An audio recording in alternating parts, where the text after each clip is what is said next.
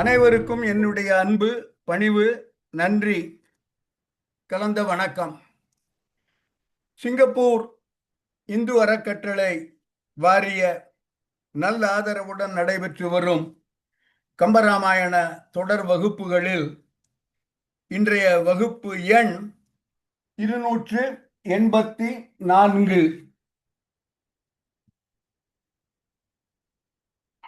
இன்றைய நாள் ஆண்டு 2025, மாதம் டிசம்பர், தேதி 18, கிழமை வியாழக்கிழமை. நான் இப்பொழுது இருக்கும் சிங்கப்பூரில் நேரம் சரியாக மாலை 7:30 மணி. இந்தியாவில் நேரம் மாலை 5:30 மணி. என்னையும் ஒரு பொருட்டாக மதித்து இந்த வகுப்பில் ஆர்வத்துடன் கலந்து கொண்டு என்னை உற்சாகப்படுத்தி வரும் உங்கள் அனைவருக்கும் என்னுடைய நன்றி, கோடானு கோடி நன்றி. கம்பராமாயணத்தில் பாலகாண்டம் ஆரம்பித்திருக்கிறோம். ஏற்கனவே 2 காண்டம் முடித்து விட்டோம். சுந்தர காண்டமும் யுத்த காண்டமும். அதன் பிறகு பாலகாண்டம் ஆரம்பித்திருக்கிறோம். பாலகாண்டத்தில் சென்ற வகுப்பில்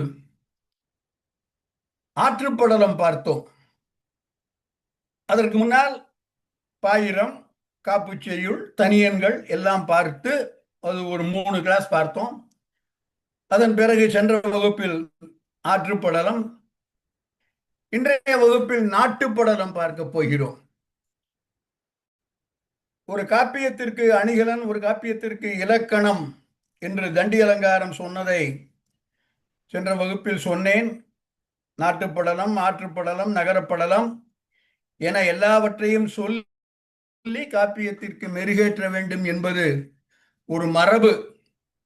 அந்த மரபை ஒட்டி கம்பன் முதலில் சரையு நதியின் புகழை சொல்லி ஆற்றுப்படலம் பாடினான். இப்பொழுது கோசல நாட்டை பற்றிய அவனுடைய கற்பனை, அவனுடைய செய்திகள் இவற்றை பார்க்க போகிறோம். பலவிதமான கற்பனைகள். இந்த கதை என்பது நகழவில்லை. ராமன் இன்னும் பிறக்கவில்லை. கதாபாத்திரங்கள் என்று யாருமே உள்ளே வரவில்லை. முழுக்க முழுக்க கற்பனை, முழுக்க முழுக்க வர்ணனை. அதில் ஏகப்பட்ட ஓமை, ஓமானம் எல்லாம் சொல்லி அற்புதமாக பாடல்களை வடித்திருக்கிறான். இந்த வகுப்பில் அதுபோல பல புகழ்பெற்ற பாடல்கள் உள்ளன. இவற்றையெல்லாம் நான் SSLC 4th form 5th form படிக்கும்போது படித்ததாக எனக்கு ஞாபகம். முதல் பாடலை பார்க்கலாம். கீர்த்திவாசன்.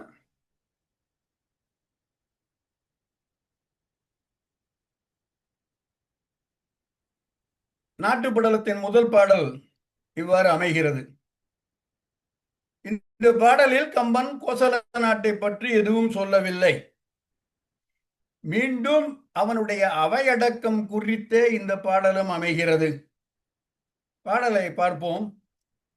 வாங்கரும் பாதம் 4 வகுத்தவான் மீகி என்பான். வாங்கரும் பாதம் 4 வகுத்தவான் மீகி என்பான்.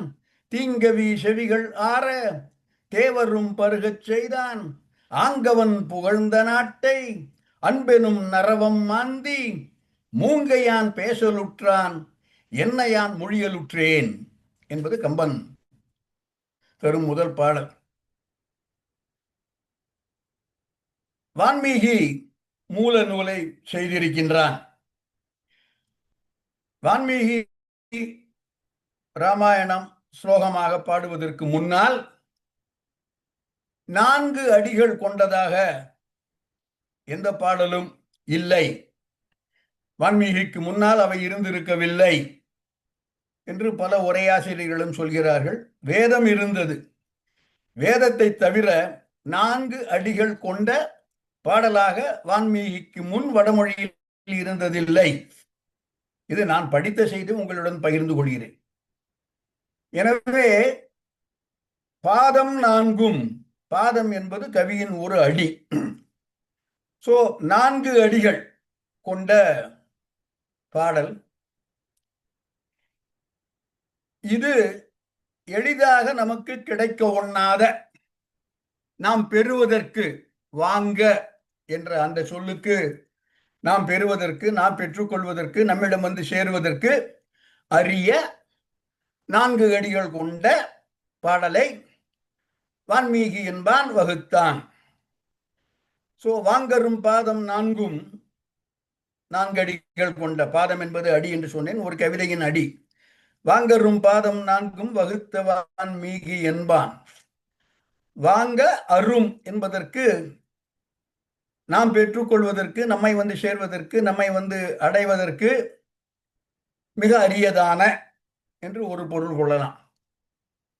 வாங்க அரும் பாதம், வால்மீகி எழுதிய பாடலில் ஒரு சொல்லையோ ஒரு அடியையோ ஒரு வார்த்தையையோ நீக்கிவிட முடியாது, வாங்கிவிட முடியாது. அது அங்கதான் இருக்கணும். வாங்குதல் என்ற சொல்லுக்கு நீங்குதல் அல்லது இடம் பெயர்த்தல் என்ற பொருளை எடுத்துக்கொண்டால், எந்த ஒரு சொல்லையோ எந்த ஒரு அடியையோ மாற்றி அமைக்க முடியாது. வாங்குவதற்கு, நீக்குவதற்கு, மாற்றுவதற்கு அரிய பாதம் 4ம் என்று வாங்க என்பதற்கு 2 பொருள்கள் கொள்ளலாம். வாங்கரும் பாதம் 4ம் வகுத்த வான்மீகி என்பான். தீங்கவி செவிகள் ஆற தேவரும் பருகச் செய்தான்.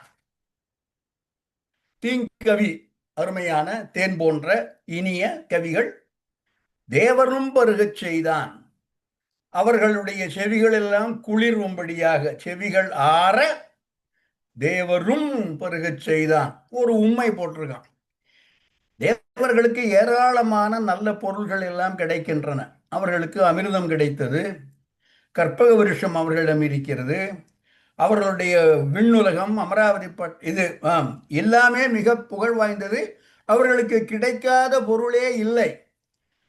அப்படி இருந்தும் மிகவும் ஆசைப்பட்டு தேவரும், எல்லாம் கிடைத்த தேவர்களும் ஆர்வமுடன், ரொம்ப சிலாகித்து, ரொம்ப விருப்பமுடன் பருகும்படியாக மூலக்கதையை வான்மீகி செய்தான்.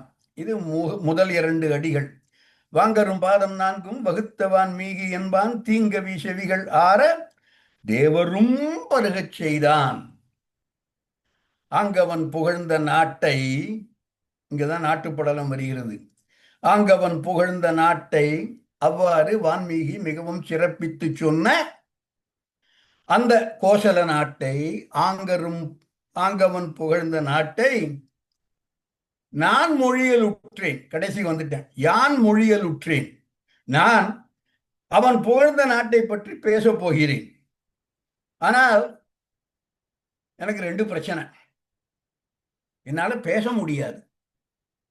ஏனென்றால் நான் மூங்கையான். மூங்கையான் என்பது வாய் பேச முடியாதவன், ஊமை என்று சொல்லலாம். ஐயா, வான்மீகி ரொம்ப அற்புதமாக, நான் அடிக்கடி சொல்லுவது போல, மால்கடிந்த தவமுனிவன் வான்மீகி என்பான், நல்ல ஒரு பலாப்பழம் கொண்டு வந்தான் என்று அற்புதமான ஒரு காவியம். அதை நான் சொல்ல போகிறேன். எனக்கு எனக்கு தகுதி இல்லை என்பது வேறு விஷயம். அந்த அடிப்படை தகுதி என்னால் பேசவே முடியாது. நான் ஊமை. மூங்கையான் பேசல் உற்றான் என்ன, யான் மொழியல் உற்றேன்.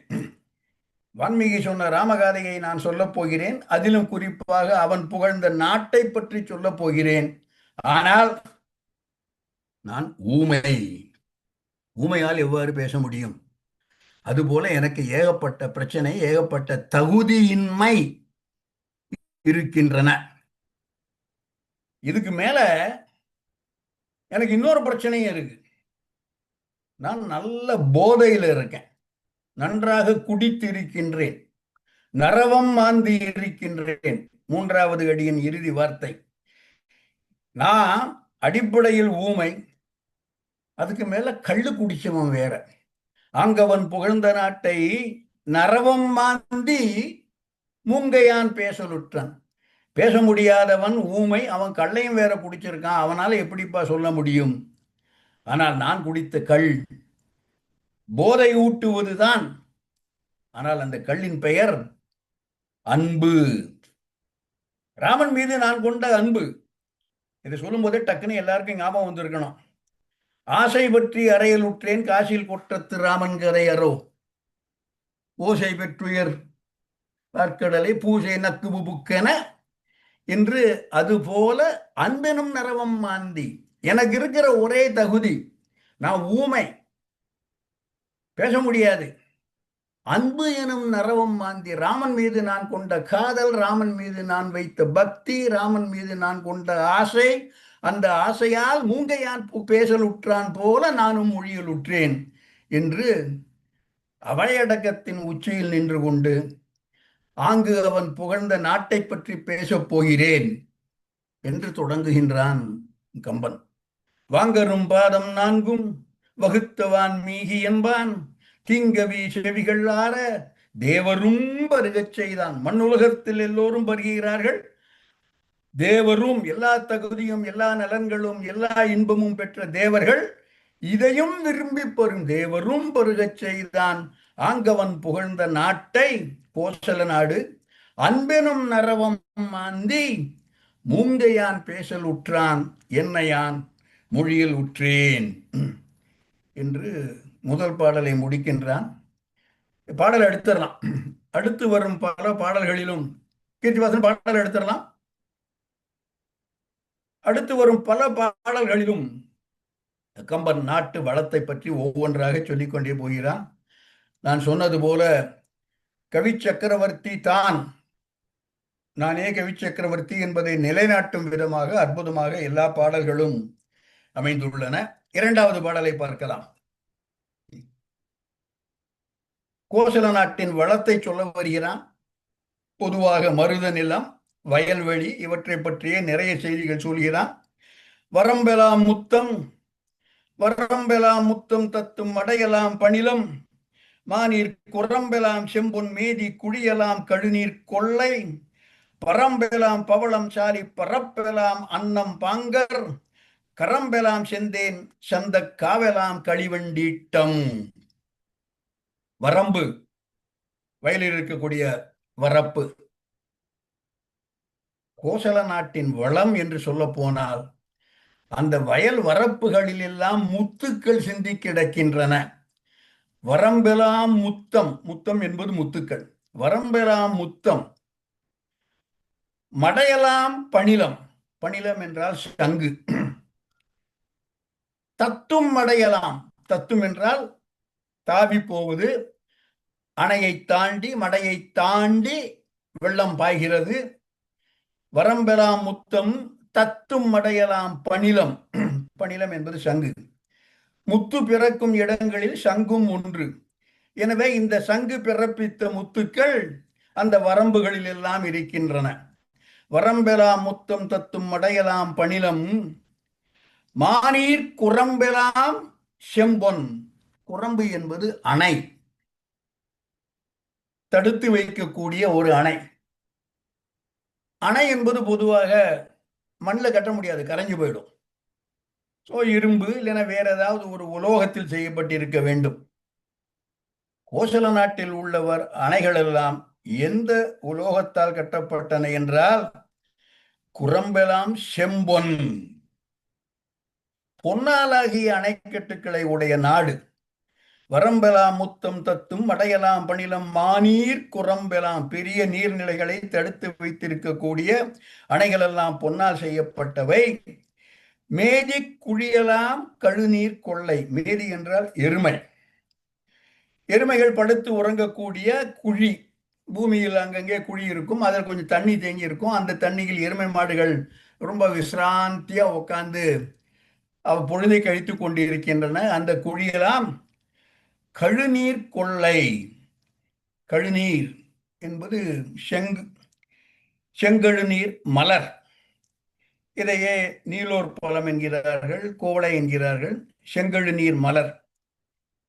செங்கழு நீர் என்பது இலக்கியத்தில் பல இடங்களிலும் பேசப்படக்கூடிய ஒரு மலர் அல்லது ஒரு செடி.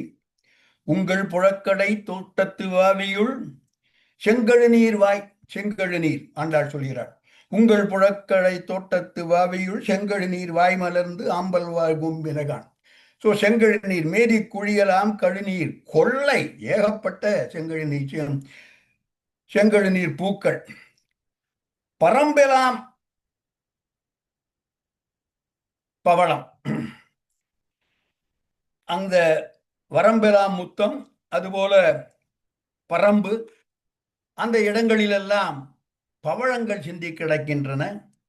சாலி பரப்பெலாம், சாலி என்பது நெல், நெல் இருக்கக்கூடிய அந்த இடங்களெல்லாம் அன்னங்கள் விளையாடி கொண்டிருக்கின்றன, அன்னங்கள் சூழ்ந்து கொண்டிருக்கின்றன. பரம்பு என்பது ஒரு நிலப்பரப்பு. எல்லா நிலப்பரப்புகளிலும் பவளம் காணப்படுகிறது. நெல் பரப்பெல்லாம், நெல் விளைந்துள்ள இடங்களிலெல்லாம் அன்னங்கள் காணப்படுகின்றன. பாங்கர் கரம்பெலாம், கரம்பு என்பது தரிசு நிலம். பாங்கர் என்றால் பக்கத்தில் இருக்கக்கூடிய, அருகில் இருக்கக்கூடிய. பாங்கர் கரம்பெலாம் செந்தேன், தேனாறு ஓடுகிறது. சந்த காவலாம் களிவண்டி ஈட்டம், வாசனை உடைய சோலைகளிலெல்லாம் வண்டுகளின் கூட்டம் எல்லா இடத்திலும் காணப்படுகின்றன என்று இந்த பாட்டில் கோசல நாட்டுடைய வளம் சொல்கின்றான். வரம்பெலாம் முத்தம் தத்தும் மடையலாம் பணிலம் மானீர், குரம்பெலாம் செம்பொன் மேதி குழியலாம் கழுநீர் கொள்ளை, பரம்பெலாம் பவளம் சாலி பரப்பெலாம் அன்னம் பாங்கர், கரம்பெலாம் செந்தேன் செந்த காவலாம் களி வண்டு ஈட்டம். சந்தோஷமாக இருக்கக்கூடிய, மகிழ்ச்சியில் தெளித்துக் கொண்டிருக்கிற, ரீங்காரமிட்டு பறந்து கொண்டிருக்கிற வண்டுகளின் ஈட்டம் என்றால் தொகுதி, குழு, ஒரு குரூப். அடுத்த பாடல். அடுத்த பாடலில் கோசல நாட்டில் கேட்கக்கூடிய ஒலிகளை எல்லாம் கம்பன் பதிவு செய்கிறான். என்னென்ன விதமான ஒலிகள் எல்லாம் அந்த நாட்டில் எழும்புகின்றன இதற்கு ஒரு பட்டியல் தருகிறான் கம்பன்.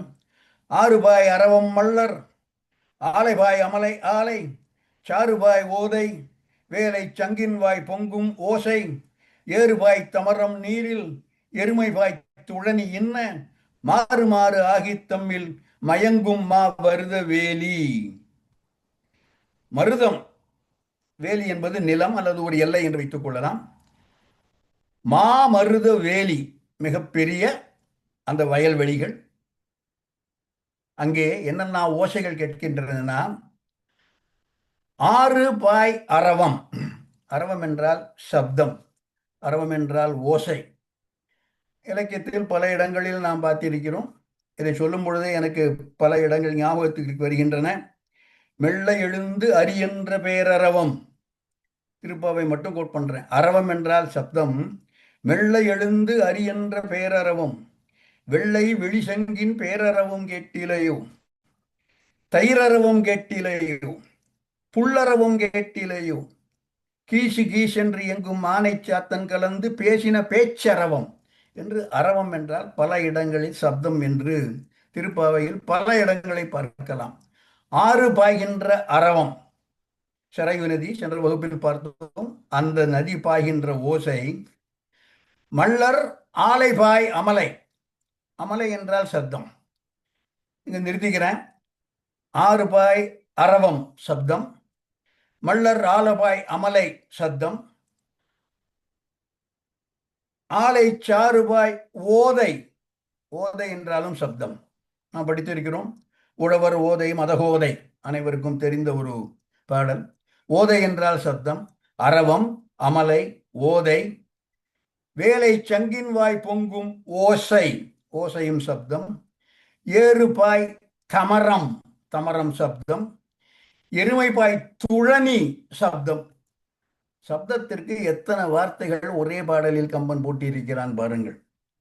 இதுல நமக்கு இப்போ இருக்க பழக்கம் ஓசை என்பதை தவிர பாக்கி எல்லாம் கைவிட்டு விட்டோம்.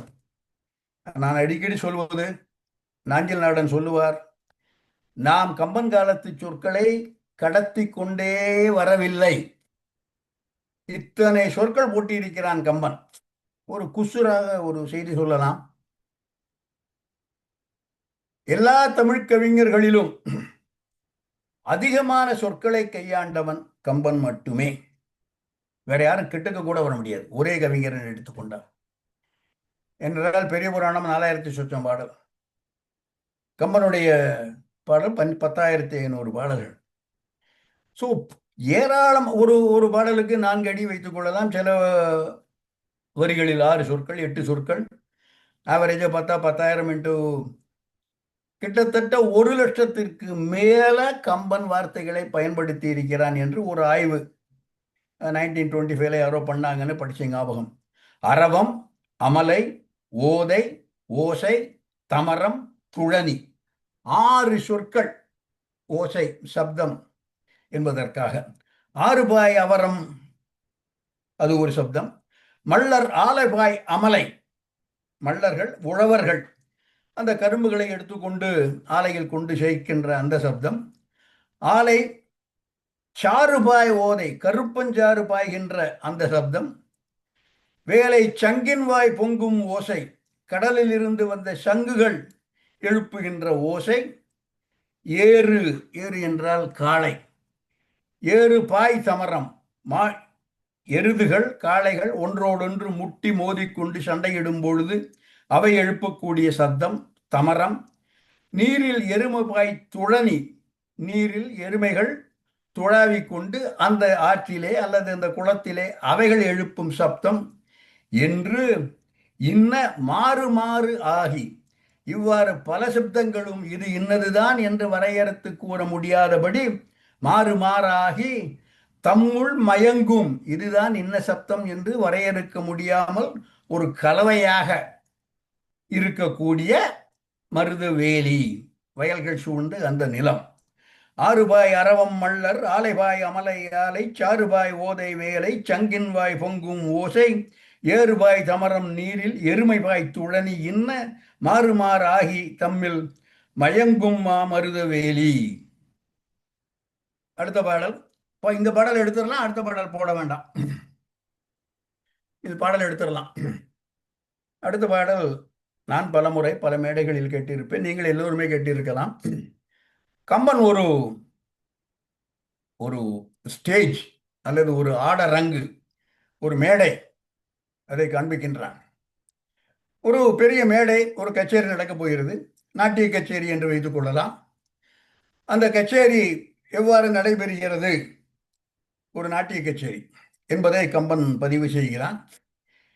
இந்த நாட்டிய கச்சேரி அரசனாகிய ஒருவன் முன்னால் நடைபெறுகிறது. அந்த அரசன் என்பவன் மருத நிலம் என்பது கம்பனுடைய கற்பனை. மருத நிலம் என்னும் அரசன் கண்டு கழிக்கக்கூடிய ஒரு நாட்டிய கச்சேரி, அதை கம்பன் நமக்கு அறிமுகப்படுத்துகிறான். ஒரு அரங்கத்திற்கு உண்டான அனைத்து அம்சங்களும், all the elements, all the ingredients, எவையெல்லாம் சேர்ந்து ஒரு அரங்கம் என்று ஆகுமோ அவையெல்லாம் இங்கே நிரம்பி இருக்கின்றன என்று கம்பன் பதிவு செய்கிறான். பாடலை பார்ப்போம். கீர்த்திவாசன்.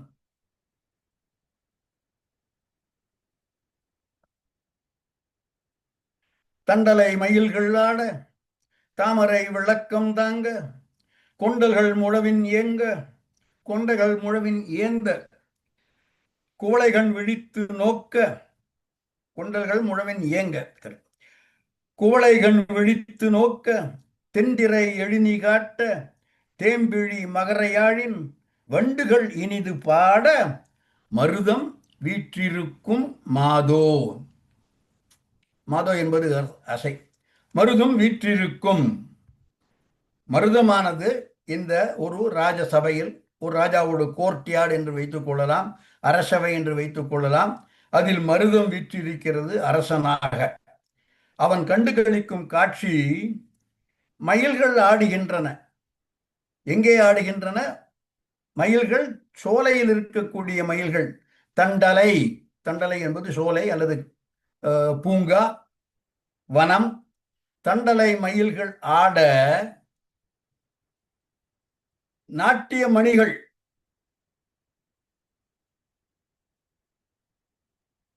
மயில்கள். தண்டலை சோலை, அது ஆடல் அரங்கம். எத்தனை உருவகம் கம்பன் காட்டுகிறான் பாருங்கள். மருதம் என்பவன் அரசன், சோலை அதுதான் ஆடல் அரங்கம், தண்டலை என்பது ஆடல் அரங்கம். ஆடுபவர்கள் மயில்கள். அதற்கு விளக்கு வேண்டும், தாமரை விளக்கம் தாங்க. தாமரை தண்டு மலர்ந்து ஒவ்வொரு தாமரையும் வெள்ளை வெளியர் என்று அல்லது செக்கச்செவேல் என்று தாமரை மலர்கள் விளக்காக உருவகிக்கப்படுகிறது. மயில்கள் நடன மணிகள். சோலை என்பது ஆடல் அரங்கம். தண்டலை மயில்கள் ஆட தாமரை விளக்கம் தாங்க. மத்தளம் வேணும், முழவு இசை வேண்டும். கொண்டல்கள் முழவின் இயங்க. மேகங்கள் மத்தளம் வாசிக்க மேகங்கள் இடிக்கும், சத்தம் போடும். அந்த கொண்டல்கள் முழவின் இயங்க பார்வையாளர்கள் வேண்டும். குவளைகள் பார்வையாளர்களுடைய கண்ணாக இருக்கின்றன. குவளை மலர்கள் குவளை கண் விழித்து நோக்க. இவ்வளவு நடக்கிறது. ஒரு மேடை ஆடல் அரங்கம். அப்பப்போ திரை போட்டுருவாங்க. அப்போ ஒரு நாட்டியத்திற்கும் மற்றொரு நாட்டியத்திற்கும் இடையில் ஒரு கேப், இல்லைன்னா ட்ரெஸ்ஸு மேக்கப் சேஞ்ச் பண்ணிட்டு வருது, இல்லைன்னா இந்த நடனமணி போய் அடுத்த நடனமணி வருது என்று நடுவில் திரை போடப்படும். தென் திரை எழினி காட்ட. எழினி என்றால் திரை. தென் திரை என்பது அலைகள். அலைகள் திரையாக அப்பப்போ எழும்பி அந்த அப்படியே அந்த ஆலயம் மேடையை மறைத்து விடுகின்றன. தென்திரை எழினி காட்ட யாழிசை வேண்டும். வண்டுகள் தேம்பிழி மகர யாழின் வண்டுகள் யாழை மீட்டி இனிது பாட மருதம் வீற்றிருக்கும் மாதோ என்று கம்பனின் ஒரு ஒப்பில்லாத உருவகம் பார்க்கலாம். மீண்டும் சொல்கிறேன், மருதம் என்பது அரசன், சோலை என்பது ஆடல் அரங்கு, மயில்கள் நடன மணிகள், யாழ் இசை வண்டுகளின் ரீங்காரம், மத்தளம் மேகங்களின் முழக்கம், விளக்குகள் தாமரை மலர்கள், தெளிந்த அலை என்பது திரைச்சீலை, குவளை இது பார்வையாளர்களுடைய கண் என்று ஒரு ஆடல் அரங்கத்தை கம்பன் படம் பிடித்து காண்கின்றான்.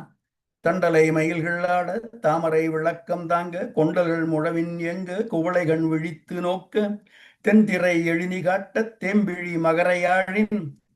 மகரையாழ் என்பது மீன் வடிவத்தில் இருக்கக்கூடிய ஒரு யாழ். 19 நரம்பு 19 ஸ்ட்ரிங் இருக்கும் என்று சொல்கிறார்கள். தேம்பிழி மகரையாழின் வண்டுகள் இனிது பாட மருதம் வீற்றிருக்கும் மாதோ என்று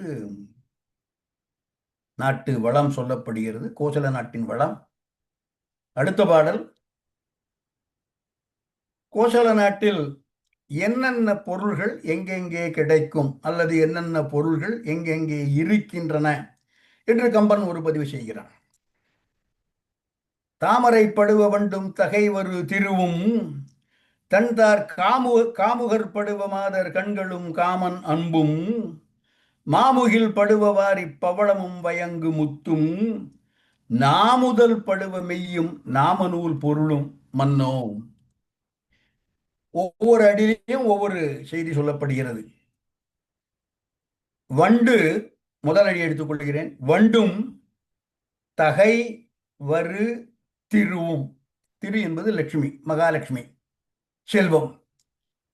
தகை என்பது அழகு, பெருமை, அன்பு, பல சொற்கள். அழகு மிகுந்த திருமகள். வண்டு இவை இரண்டும் தாமரை படுவ. இவை இரண்டும் தாமரையில் இருக்கும். கொண்டு கூட்டி பொருள் கொள்ள வேண்டும்.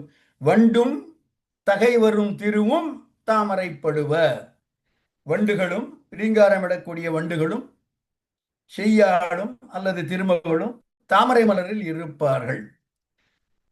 வண்டும் தகை வரு திருவும் தாமரை படுவ. அடுத்தது, தன் தார் காமுகர் படுவ மாதர் கண்களும் காமன் அம்பும்.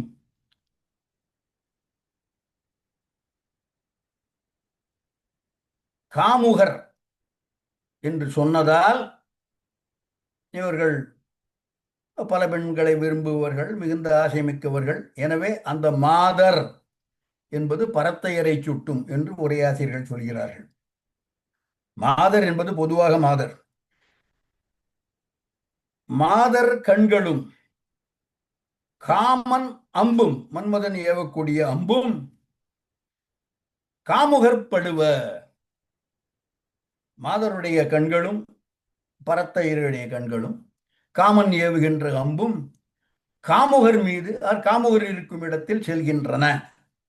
தன் தார் காமுகத்தார் என்றால் மாலை, மாலை அணிந்த தன்மையான குளிர்ச்சி உடைய மாலை அணிந்த காமுகர் அவர்கள் மீது அவர்கள் இருக்கும் இடத்தில் மாதருடைய கண்களும் காமன் அம்பும் பாய்கின்றன. அடுத்தது வாரி பவளமும் வயங்கு முத்தும் முகில் படுவ.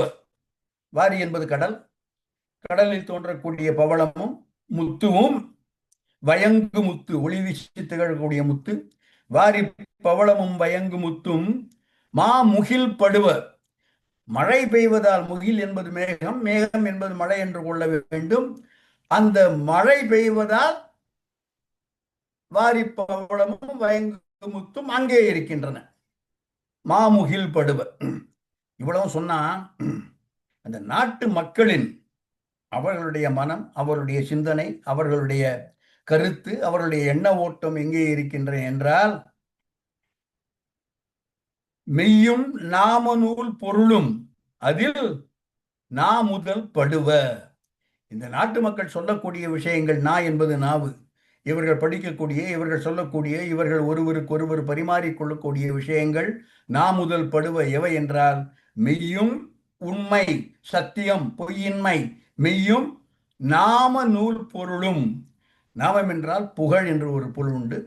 ஸோ புகழுடைய நல்ல நூல்கள், சாஸ்திரங்கள், தோத்திரங்கள், இவை மெய் உண்மையான இவற்றை முதல் படுவ. மக்களுடைய நாவு, மக்களுடைய சொல், மக்களுடைய பேச்சு எல்லாம் இந்த வகையில் அமைகின்றன என்று கோசல நாட்டின் வளத்தை சொல்கிறான்.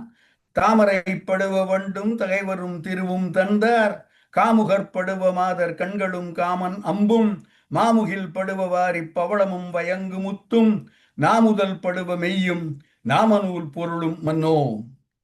அடுத்த பாடல் இதே போன்ற ஒரு பாடல். நாட்டின் வளம் சொல்லப்படுகிறது.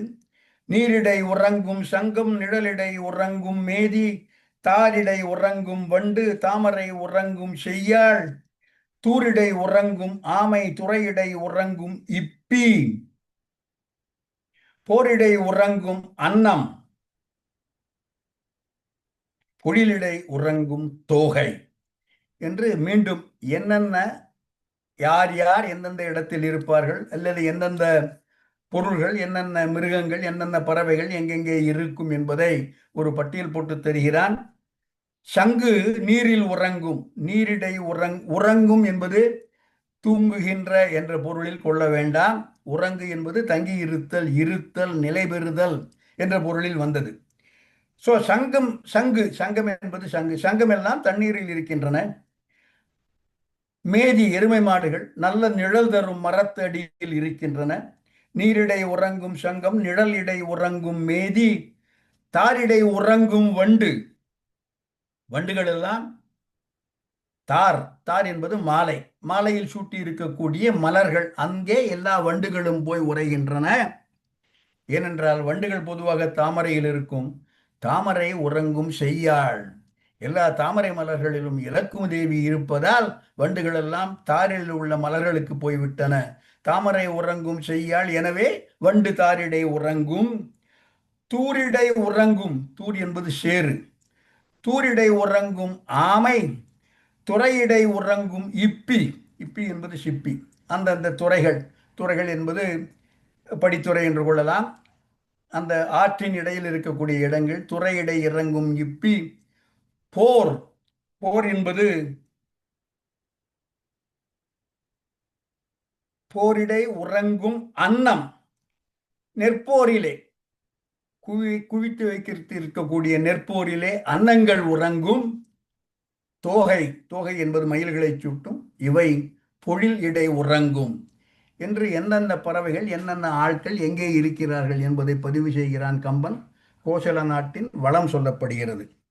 அடுத்த பாடல்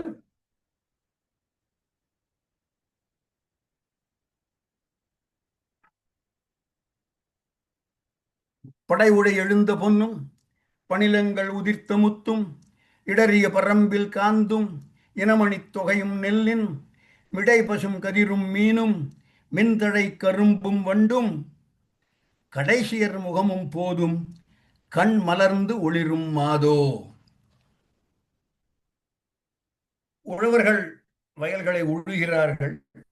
அவ்வாறு உழும் பொழுது படை உழ எழுந்த பொன், பூமியிலிருந்து பொன் கிடைக்கிறது அவர்களுக்கு. பணிலங்கள், சங்கு என்று ஏற்கனவே பார்த்தோம்.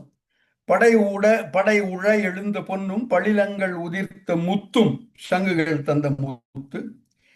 இடறிய பரம்பில் காந்தும் இன மணித்தொகையும், பரம்பு என்பது பெரிய நிலம் என்று சொன்னேன். எல்லா இடங்களிலும் மணித்தொகை, மணி என்பது ரத்தினங்கள், கூட்டம் கூட்டமாக இடறிய பரம்பில் காந்தும் ஒளி வீசக்கூடிய இனமணி தொகையும், நெல்லின் மிடை பசும் கதிரும், மீனும் மென்தழை கரும்பும் வண்டும், இவையெல்லாம் ஒளிர்கின்றன. எவற்றை போல ஒளிர்கின்றன என்றால் கடைசியர் முகமும் போதும். போது என்பது மலர், மலர் ஒளி வீசும். இதுல என்ன ரொம்ப சற்று தாக்கிய ஒரு சொல், கடைசியர் முகம். என்னால் இன்னும் இந்த வார்த்தையை முழுமையாக ஜீரணிக்க முடியவில்லை. இதனுடைய தனிப்பட்ட அபிப்பிராயம். கடைசியர் என்று ஒரு ஒரு செட் ஆஃப் பீப்புள், ஒரு ஒரு ஒரு சில மக்களை கடைசியர், பாட்டம் மோஸ்ட். கம்பன் மட்டும் இதை சொல்லலை. எனக்கு ரொம்ப இந்த வார்த்தையை பார்த்த பிறகு பல இலக்கியங்களிலும் போய் தேடி பார்த்தேன். லாஸ்ட் என்னதான் இருந்தாலும் மனிதர்களில் ஒரு ஒரு ஒரு தொகுதியரை, ஒரு தெரியல, ஒரு ஒரு கூட்டத்தை கடைசியர் என்று சொல்லலாமா என்பது எனக்கு தனிப்பட்ட முறையில் என்னை மிகவும் தாக்கிய ஒரு சொல். கடைசியர் என்பது இந்த இடத்தில் உழவர்களை சொல்கிறது. அந்த காலத்து உரையாசிரியர் என்பது பள்ளர்கள் என்று எழுதுகிறார்கள். அந்த குடியைச் சேர்ந்த பெண்கள் கடைசியர் முகமும் போதும் கண்மலர்ந்து ஒளிரும் என்று, அந்த 4 வர்ணத்தில் 4வது வர்ணம் என்று கொள்ளலாமா தெரியல. பட் கடைசியர் என்ற வார்த்தை. ஆனால் இந்த கடைசியர் என்ற வார்த்தை கம்பன் 9ஓ 10ஓ அது நூற்றாண்டு சிலப்பதிகாரத்தில் உள்ளக்கூடிய ஒரு இதே வார்த்தை. அதை ஒப்புக்காக காட்டுகிறேன். கொஞ்சம் பெரிய பாடல், அடுத்த பாடல் போடலாம்.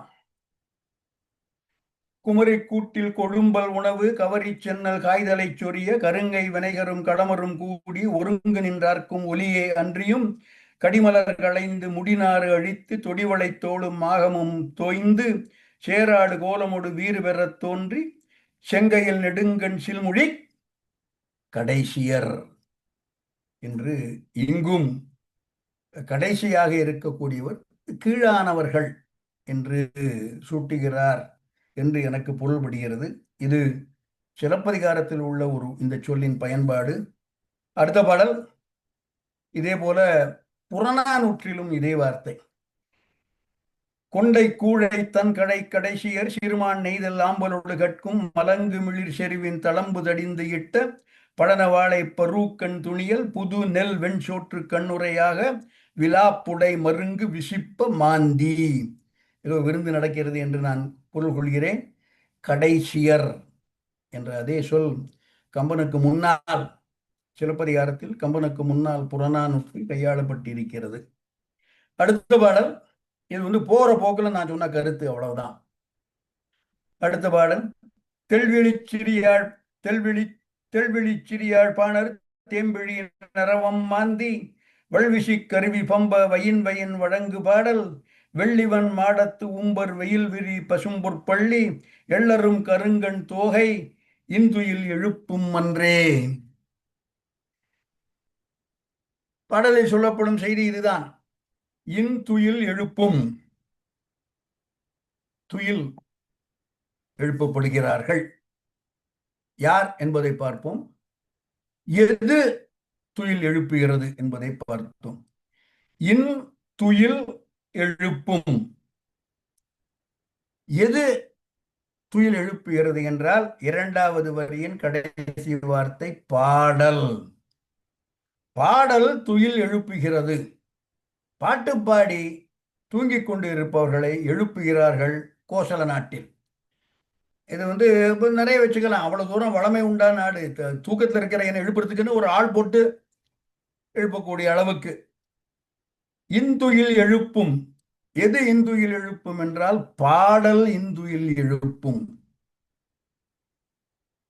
இந்த பாடல் யாரால் பாடப்படுகிறது? தெள்வெளி சிறியாள் பாணர், பாணரால் பாடப்படுகிறது. பாணர் வழங்கு பாடல் என்று கொண்டு கூட்டி பொருள்னா, தென்வெளி சிறியாள் பாணர் வழங்கு பாடல் இந்துயில் எழுப்பும். சோ பாணர்கள் வழங்கு பாடல், பாடர்கள் பாடக்கூடிய பாடல் இன்துயில் எழுப்பும். இந்த பாணர்கள் எப்பேற்பட்டவர்கள்? கையில் சிறிய யாழை உடையவர்கள். அந்த யாழ் தெள் விழி, விழி என்பதற்கு இசைப்பாட்டு என்றே பொருள் தெரிகிறார்கள். அகராதியில் போய் பார்த்தால் இருக்கிறது. ஓசை என்று கொள்ளலாம், சப்தம் என்று. விழி என்றால், விழி என்பது ஓசை. சோ தெளிவான இசைப்பாட்டு இசைக்கக்கூடிய சிறிய யாழை கையில் உடைய பாணர் வழங்கு பாடல் இந்துயில் எழுப்பும். கொண்டு கூட்டி பொருள் எப்படி வரும்? இந்த பாணர்களுடைய பாடல் எவ்வாறு அமைகிறது என்றால், இவர்கள் எவ்வாறு பாடுகிறார்கள்? இந்த பாணர்கள் தேம்பிழி நரவம் மாந்தி, நரவம் என்பது இங்கே மீண்டும் கள் அல்லது மது என்று கொள்ளலாம். நரவம் மாந்தி பாடுறாங்க, நல்ல ஒரு கல் குடிச்சிட்டு போதையில் வந்து பாடுகிறார்கள் என்று பொருள் கொள்ளலாம், அல்லது உற்சாகத்தில் பாடுகிறார்கள். வள்விசி கருவி பம்ப, விசி என்றால் கட்டுதல், நன்றாக இறுக்கி வலிமையாக கட்டப்பட்ட கருவிகள், முழவு என்று கொள்ள வேண்டும்.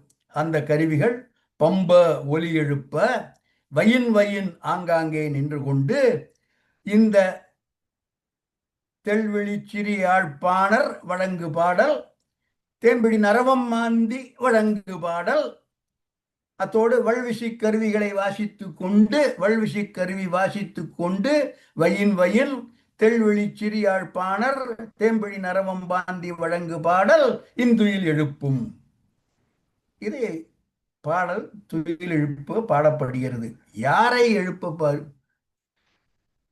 எள்ளரும் கருங்கண் தோகை. எள்ள அரும், எளிமையாக அல்லது கீழானதாக எந்த விதமான வார்த்தையும் சொல்லிவிட முடியாது. ஒப்பில்லாத, எந்த விதமான பிழையும் எந்த விதமான குற்றமும் காண முடியாத எள்ள அரும் கருங்கண் தோகை. தோகை என்பது பெண், மயில் போன்று உறங்கக்கூடிய பெண். எங்கே உறங்குகிறார்கள்? வெள்ளி வெண் மாடத்து உம்பர். வெள்ளி வெண் மாடம், வெள்ளை வெள்ளையர்னு இருக்கக்கூடிய, வெள்ளியை போன்று பிரகாசிக்கக்கூடிய அந்த மாடத்தின் உம்பர் மேலே உறங்குகிறார்கள் இந்த பெண்டில். வெயில் விரி பசும்பொற் பள்ளி, எப்பேற்பட்ட படுக்கையில் படுத்து உறங்குகிறார்கள் என்றால், சூரியனை போல பிரகாசம் கூடிய வெயில் விரி பசும்பொன். பசும்பொன் அவ்வாறு ஒளி வீசுகிறது. எவ்வாறு ஒளி வீசுகிறது என்றால், சூரிய கதிரை போல ஒளி வீசக்கூடிய அந்த பள்ளியில் தூங்கிக் கொண்டிருக்கின்ற எள்ள அரும் கருங்கண் தோகையாரை தெள்வெளி சிறியாழ் பாணர் தேம்பிழி நரவம் பாந்தி வழங்கும் பாடல் இந்துயில் எழுப்புகிறது என்பது அங்கங்கே கொண்டு கூட்டி பொருள் கொண்டால் பாடல் தெளிவாக விளங்கிவிடும். தெள்வெளி சிறியாழ் பாணர் தேம்பிழி நரவம் மாந்தி வள்விசி கருவி பம்ப வயின் வயின் வழங்கு பாடல் வெள்ளிவெண் மாடத்து உம்பர் வெயில் விரி பசும்பொற் பள்ளி எள்ளரும் கருங்கண் தோகை இந்துயில் எழுப்பும் அன்றே. அடுத்த பாடல் கோசல நாட்டின் வளம் சொல்லப்படுகிறது. எனக்கு அந்த பாடலை படிக்கும்போது எனக்கு ஒரு கருத்து தோன்றது, அப்புறம் சொல்றேன். அதனா ஏராளமான தேன் கடலில் வந்து சேருகிறது அந்த நாட்டில் இருந்து. எனவே கடலில் இருக்கும் மீன்கள் எல்லாம் கழிக்கின்றன. கோசல நாட்டு இப்ப இருக்கிற ஜாகிரபியை வச்சுட்டு நம்ம பார்த்தா பக்கத்துல கடல் என்பது தெரியல. அரேபியன் சீயா இல்லைன்னா பே ஆஃப் பெங்காலா தெரியாது. அது வரைக்கும் கப்பல்கள் வந்து போகக்கூடிய கடல் என்று சொல்கிறார்கள். அந்த ஆற்றிலே கப்பல் போக்குவரத்து இருந்ததா? கனெக்ஷன் பிட்வீன் கோசல நாட்டில் இருக்கக்கூடிய ஆறு சரையு, அது எந்த கடலில் போய் சேருகிறது? இந்த மாதிரி எண்ணங்கள் எழலாம். ஆலைவாய் கரும்பின் தேனும், ஆலைவாய் கரும்பின் தேனும். சர்க்கரை ஆலைகள். இன்சிடென்ட்லி எப்போவோ படிச்சது, இன்றைக்கும் அப்படித்தான் இருக்குன்னு நினைக்கிறேன்.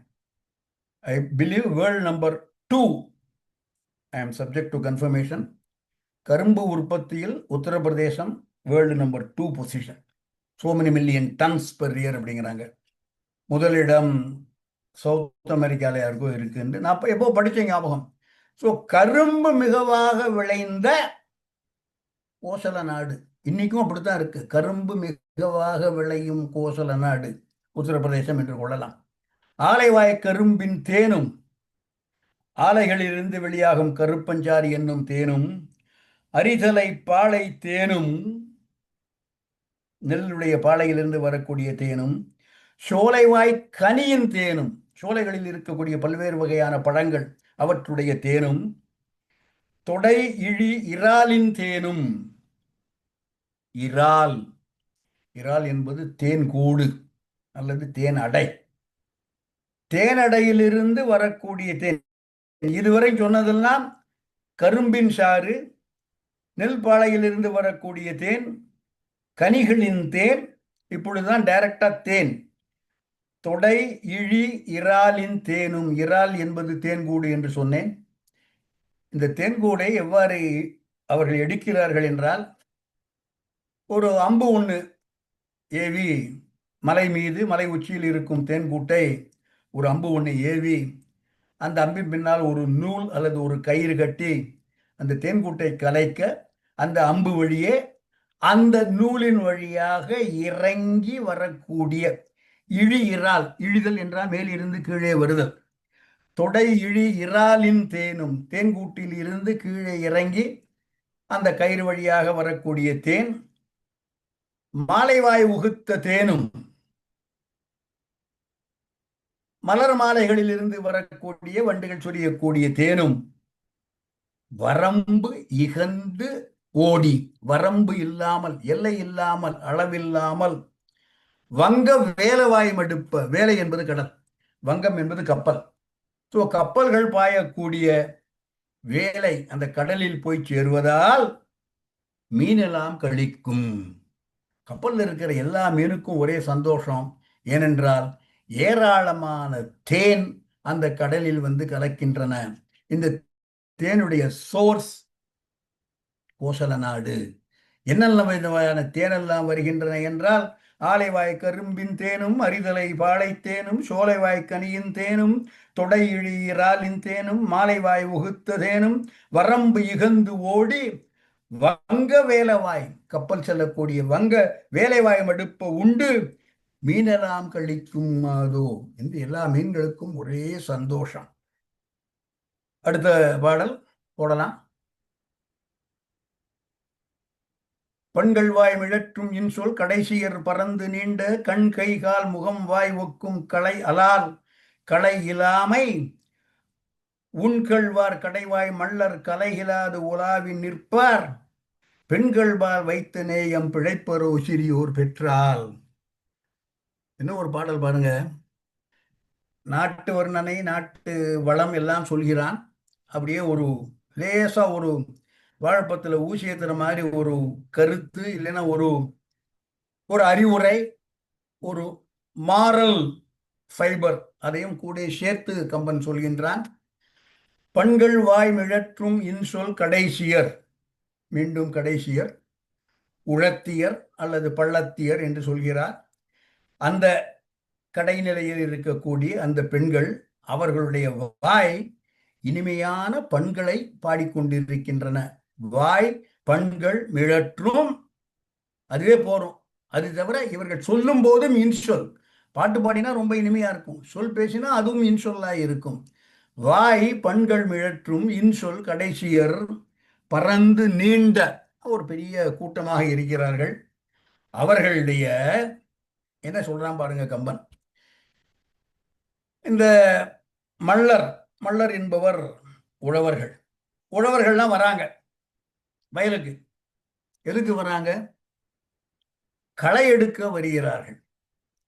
களை எடுக்க வந்த உழவர்கள் பார்க்கறாங்க, களை அவர்கள் எடுக்கவில்லை. இந்த உழவர்கள் ஏற்கனவே கள்ளுண்டவர்கள். ஏன் தெரியல, அனைத்து பாடல்களிலும் கள், போதை, நரவம் மாந்துதல் என்பது கம்பனில் விடாமல் இடம்பெறும் ஒரு சொல்லாக அமைகிறது. இது கள் என்பதை போதை தரும் கள் என்று கொள்ளலாம், அல்லது ஒரு உற்சாகப்படுத்தக்கூடிய ஒரு பானம் என்றும் கொள்ளலாம். சோ உன் கள் வார் கடை, அவர்கள் உண்ட கள் கடைவாயில் வழியக்கூடிய மூன்றாவது அடி. உன் கள் வார் கடைவாய் மள்ளல். அப்பேற்பட்ட உழவர்கள் என்ன பண்றாங்க? எந்த விதமான களையும் எடுக்கவில்லை. களை எடுக்கத்தான் வந்திருக்காங்க. ஆனால் களைகிலாது உலாவி நிற்பார். மூன்றாவது வரியின் மூன்றாவது அடியின் இறுதி வார்த்தை. மள்ளர் களைகிலாது உலாவி நிற்பார். களை எடுக்காமல் அங்கேயும் இங்கேயுமே உலாவி கொண்டு தெரிந்து கொண்டு நிற்கிறார்கள். யாரு? மள்ளர், உழவர். எப்பேற்பட்டவர்? உன் கள் வார் கடைவாய். கடைவாயில் உண்ட கள் வார்கின்ற, சொரிகின்ற, ஒழுங்குகின்ற அந்த மல்லர்கள் களைகளை எடுக்காமல் நின்று கொண்டிருக்கிறார்கள். ஏனென்றால் இவர்கள் அங்கே பார்க்கிறார்கள், களை என்பதாக எதுவும் இல்லை. களை என்பது நெல் தவிர வேற என்னெல்லாம் இருக்கும்னா, குவளை மலர்கள், இல்லைன்னா வேற தாமரை, ஆம்பல், நெல் தவிர ஏகப்பட்ட களைகள் இருக்கும். அதை பிடுங்கிறதுக்கு தான் வந்திருக்காங்க. ஆனால் இந்த தாமரை மலர், குவளை மலர், ஆம்பல் மலர் என்பவையெல்லாம் அங்கே இருக்கின்றன. ஆனால் அவை உண்மையில் அந்த மலர்களாக இல்லாமல் இந்த உழவு பெண்களின் கண், கை, கால், முகம், வாய் ஒக்கும் களை அலார் களை இல்லாமை. அந்த வயலில் காணப்படும் களை அல்லது தாமரை, குவளை, ஆம்பல் போன்ற களை என்ன களை என்றால், இவையெல்லாம் அந்த பெண்களுடைய கண்ணு, கை, கால், வாய், முகம் என்று இவைதான் ஆம்பல், தாமரை, குவளை என்று காணப்படுகின்றனவே ஒழிய எடுப்பதற்கான, பூமியிலிருந்து பிடுங்கி எடுப்பதற்கான களை எதுவும் இல்லை. களை இல்லாமை. கண், கை, கால், முகம், வாய் ஒக்கும் களை அலார்.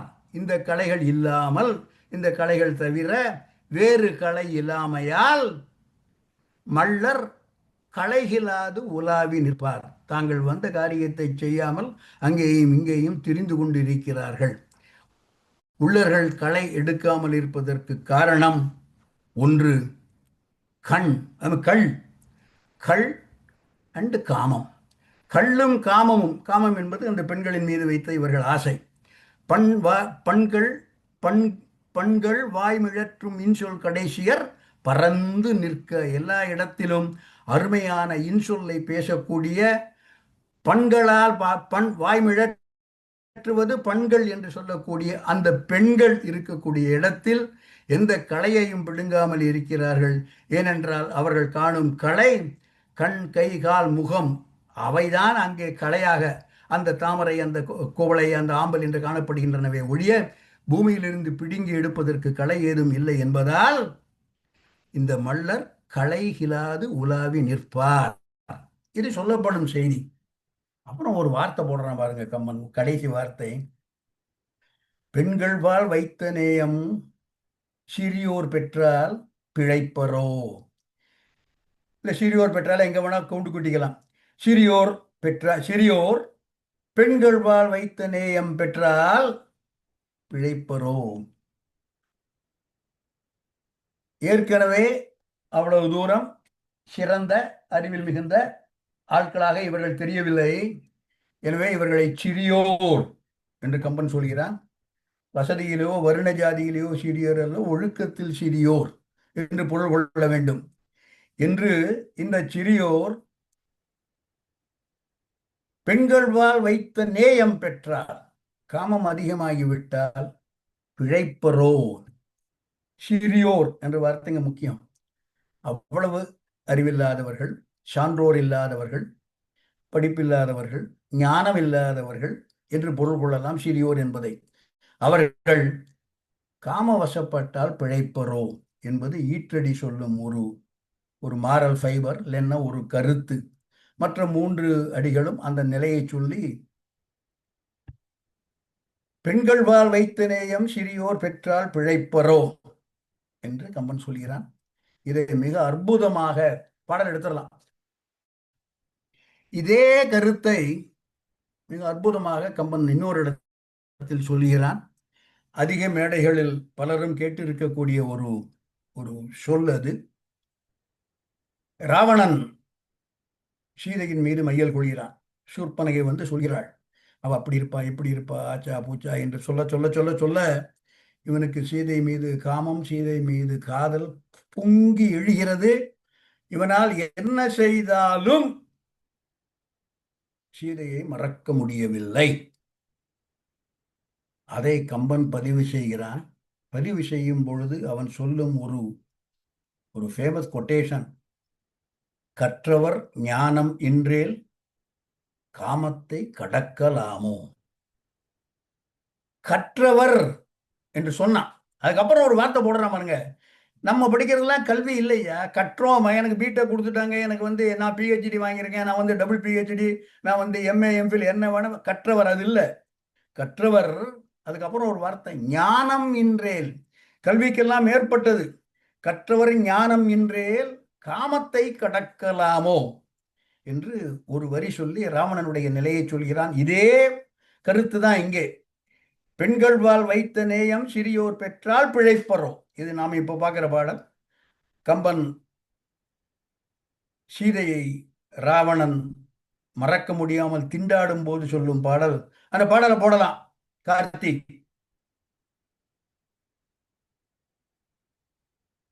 கார்த்திக், சிற்றிடை சீதை என்னும் நாமமும் சிந்தைதானும் உற்று, சிற்றிடை சீதை என்னும் நாமமும் சிந்தைதானும் ஒற்றிரண்டு ஒன்றாய் நின்றால் ஒன்றொழித்து, ஒன்றை உண்ண மற்றொரு மனமும் உண்டோ, மறக்கலாம் வழியும் யாதோ, கற்றவர் ஞானம் என்றேல் காமத்தை கடக்கலாமோ என்பது கம்பனுடைய ஒரு ஒப்பில்லாத ஒரு கொட்டேஷன். அடுத்த பாடல் கீர்த்திவாசன்.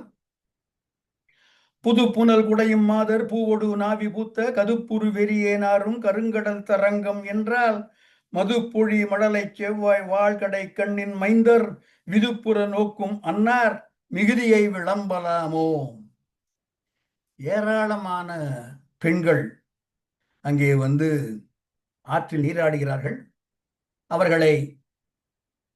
அவர்கள் மீது மிக விருப்பம் கொண்டு மைந்தர் ஏராளமான ஆடவர் அங்கே வந்திருக்கிறார்கள். அந்த ஆடவரின் மிகுதியை, எண்ணிக்கையை, எவ்வளவு லார்ஜ் நம்பர்ல வந்திருக்காங்க. அன்னார் மிகுதியை விளம்பலாமோ, கடைசி வரி. அப்பேற்பட்ட அந்த ஆண்களுடைய எண்ணிக்கையை என்னால் சொல்ல முடியுமா.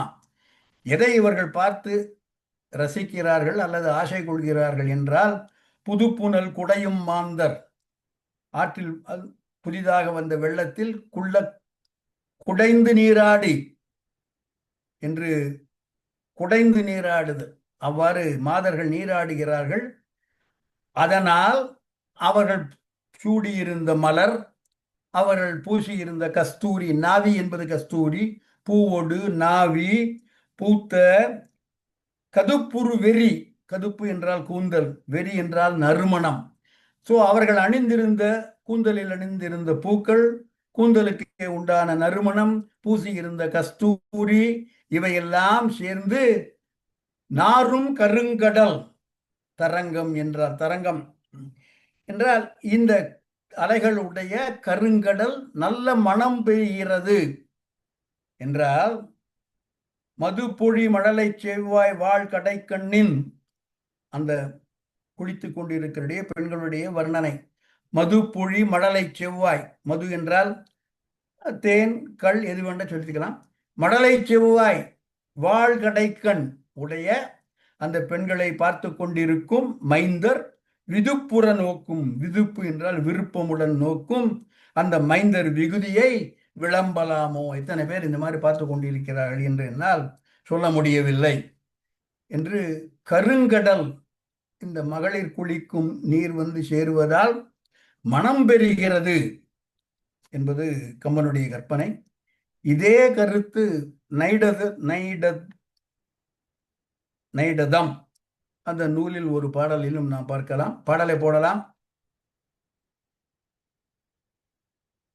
குறும்பை வெம்முலையர் ஆட கூந்தலின் நரவம் தோய்ந்த இரும்புலன் ஆறு பாய எரிதிரை சுருட்டும் தென்னீர் கருங்கடல் புலவு நீங்கி நறுமணம் கமழும் என்றால் முருந்து உழர் மூரலார்தம் மிகுதியை மொழியலாமோ.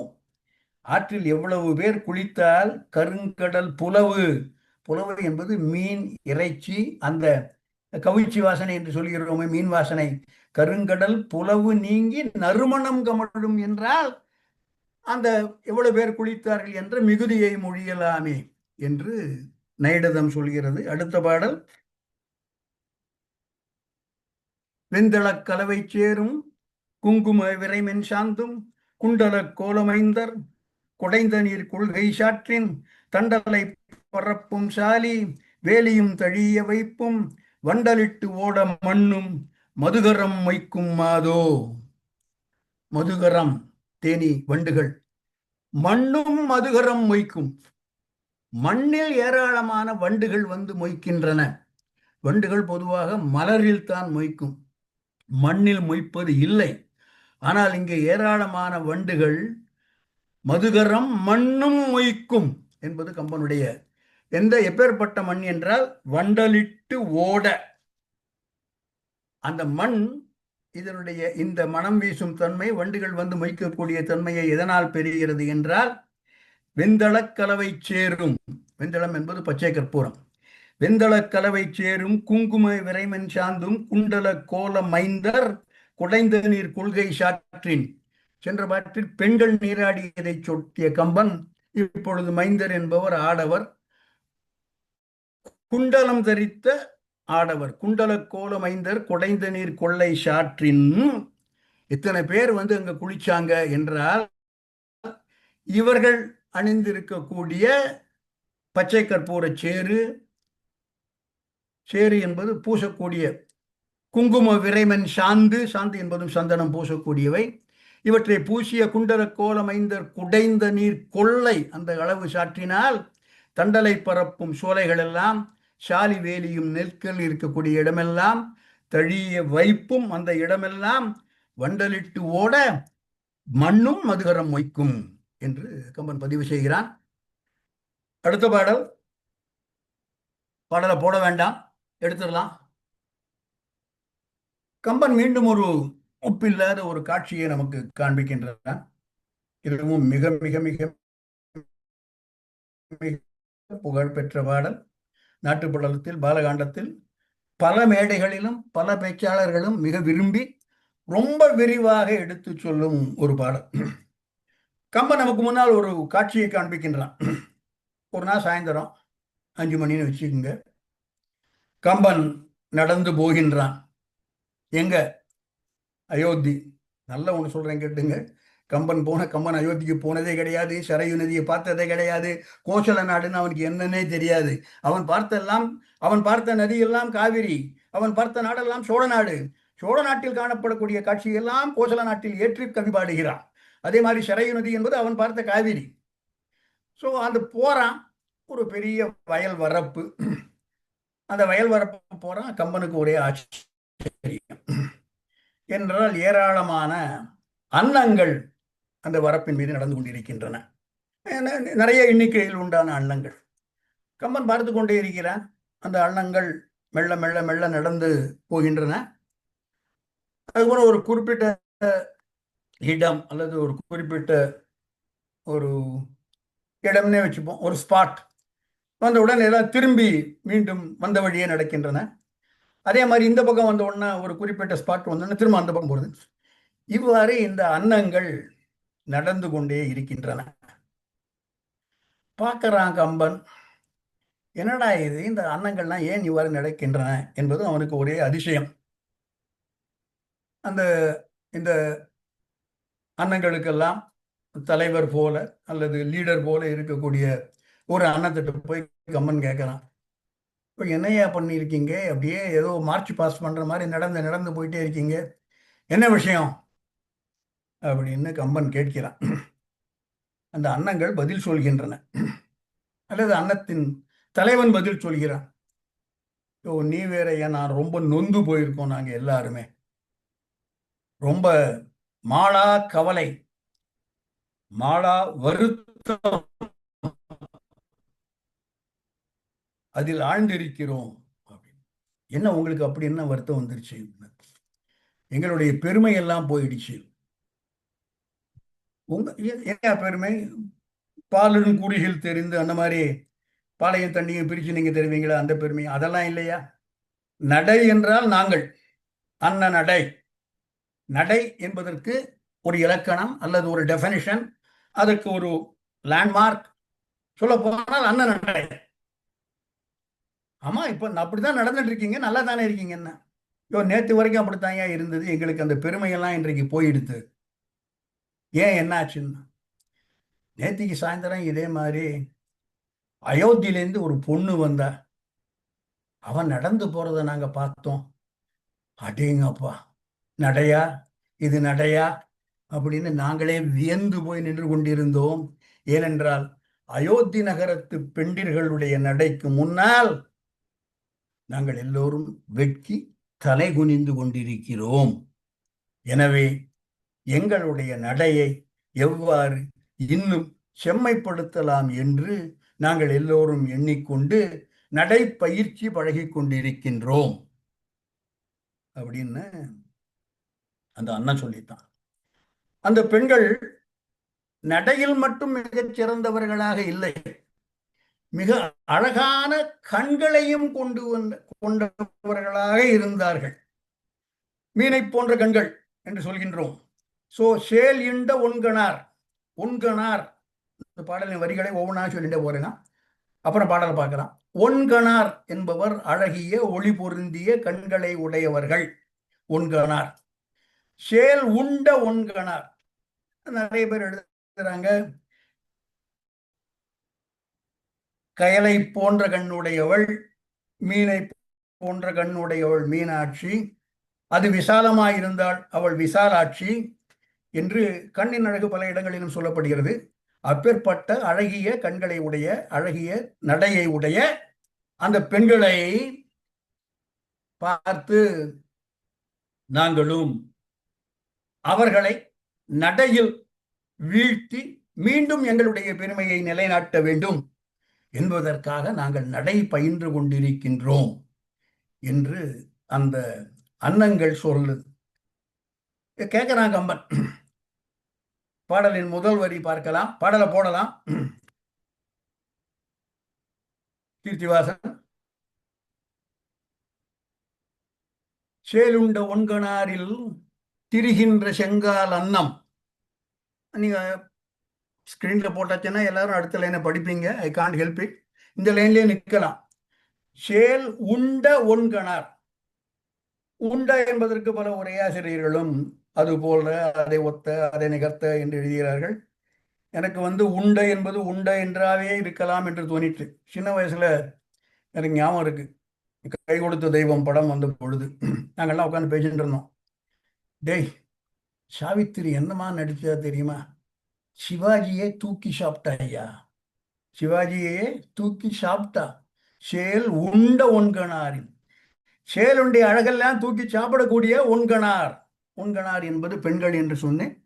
இதனுடைய இலக்கிய பண்பாடு பயன்பாடு அடுத்தபடியாக பார்க்க போகிறோம். சேன்கண்ட ஒன்கணாரில் அவர்களைப் போல நடக்க வேண்டும் என்று எங்களுக்கு ஆசை. அந்த நடைப்பயிற்சி பண்ணி கொண்டிருக்கிறோம். ஆனால் எங்களால் அவ்வாறு நடக்க முடியவில்லை. இந்த பார்க்கிறான் கம்பன், இவருடைய நடையெல்லாம் ஒன்றும் சீராக இல்லை.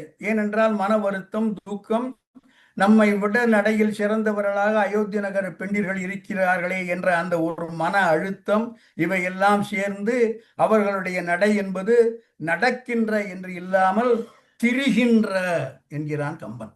என்ன ஒரு வார்த்தை பாருங்க. சொல்லுக சொல்லை அச்சொல்லை பிரிதொரு சொல் வெல்லும் சொல் இன்மை அறிந்து என்பான் வள்ளுவன். ஒரு சொல்ல போட்டா அதுதான் அங்க அப்ராப்ரியேட். சேலுண்ட ஒன்கணாரின் திரிகின்ற, அந்த பெண்கள், அந்த அன்னங்கள் பெண்களை மாதிரி நடக்க வேண்டும் சொல்லி திரிகின்றன. நடக்கல. அங்க எங்கேயும் ஏதோ ஒரு மார்ச் பாஸ் மாதிரி போனா உண்மையில மார்ச் பாஸ் மாதிரி இல்ல, நடைப்பயிற்சி அல்ல. சேல் உண்ட ஒண்கணாரின் திரிகின்ற செங்கால் அன்னம். சேல் மீன், செயல்பட்டு அழிந்தது, எல்லாருக்கும் ஞாபகம் இருக்கும். சேல் உண்ட ஒண்கணாரில் திரிகின்ற செங்கால் அன்னம். இந்த அன்னங்கள் எல்லாம் என்ன பண்ணிடுச்சு? இப்ப கம்மன் கேட்கிறான், அம்மா நீங்கள்லாம் இங்க வந்துட்டீங்களே, உங்களுடைய குஞ்சு குழுவான்லாம் இருக்குமே, என்ன பண்ணினீங்க அப்படின்னா. வீட்டுல விட்டு வந்தீங்களா, இல்ல நீங்க இங்க கூட்டு வந்தீங்களா அப்படின்னா. நாங்க எங்க குஞ்சுகள் எல்லாம் கூட்டு வந்துட்டோம், எல்லாம் இங்கதான் இருக்கு பாரு அப்படிங்கிறான். எங்க காமி அப்படிங்கிறான். மால் உண்ட நளினப்பள்ளி வளர்த்திய மழலை பிள்ளை. மழலை பிள்ளை இந்த அன்னங்களுடைய குஞ்சுகள். மழலை இள வயசு பிள்ளை அன்னங்களுடைய குஞ்சுகள். அவை என்ன பண்ணிருக்கோம்னா, நாங்க வீட்டுல எல்லாம் விட்டு வரல, எனக்கு 2-3 மணி நேரம் நடைப்பயிற்சி வேண்டி இருக்கும், குஞ்சுகள் எப்பவுமே என் கண் முன்னால இருக்கணும், அதனால அந்த குஞ்சுகளை கொண்டு வந்து நளினம், நளினம் என்பது தாமரை, தாமரை பள்ளி வளர்த்தினோம். அங்க கொண்டு வந்து நாங்க வளர்த்துவது என்றால் கண் வளராய்ன்னு சொல்றோம் இல்லையா, தூங்க பண்ணிட்டோம்.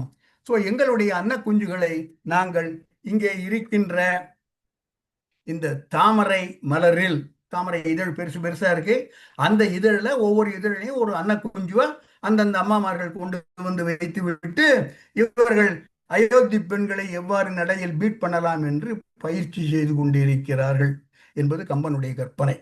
சேல் உண்ட ஒன்கணாரில் திரிகின்ற செங்கால் அன்னம் மாலுண்ட நளினப்பள்ளி. மால் என்பதற்கு பெருமை புகழ் என்று சொல்கிறார்கள். நான் அறிந்த மட்டில் மால் என்பதற்கு மயக்கம் என்று ஒரு பொருள் உண்டு.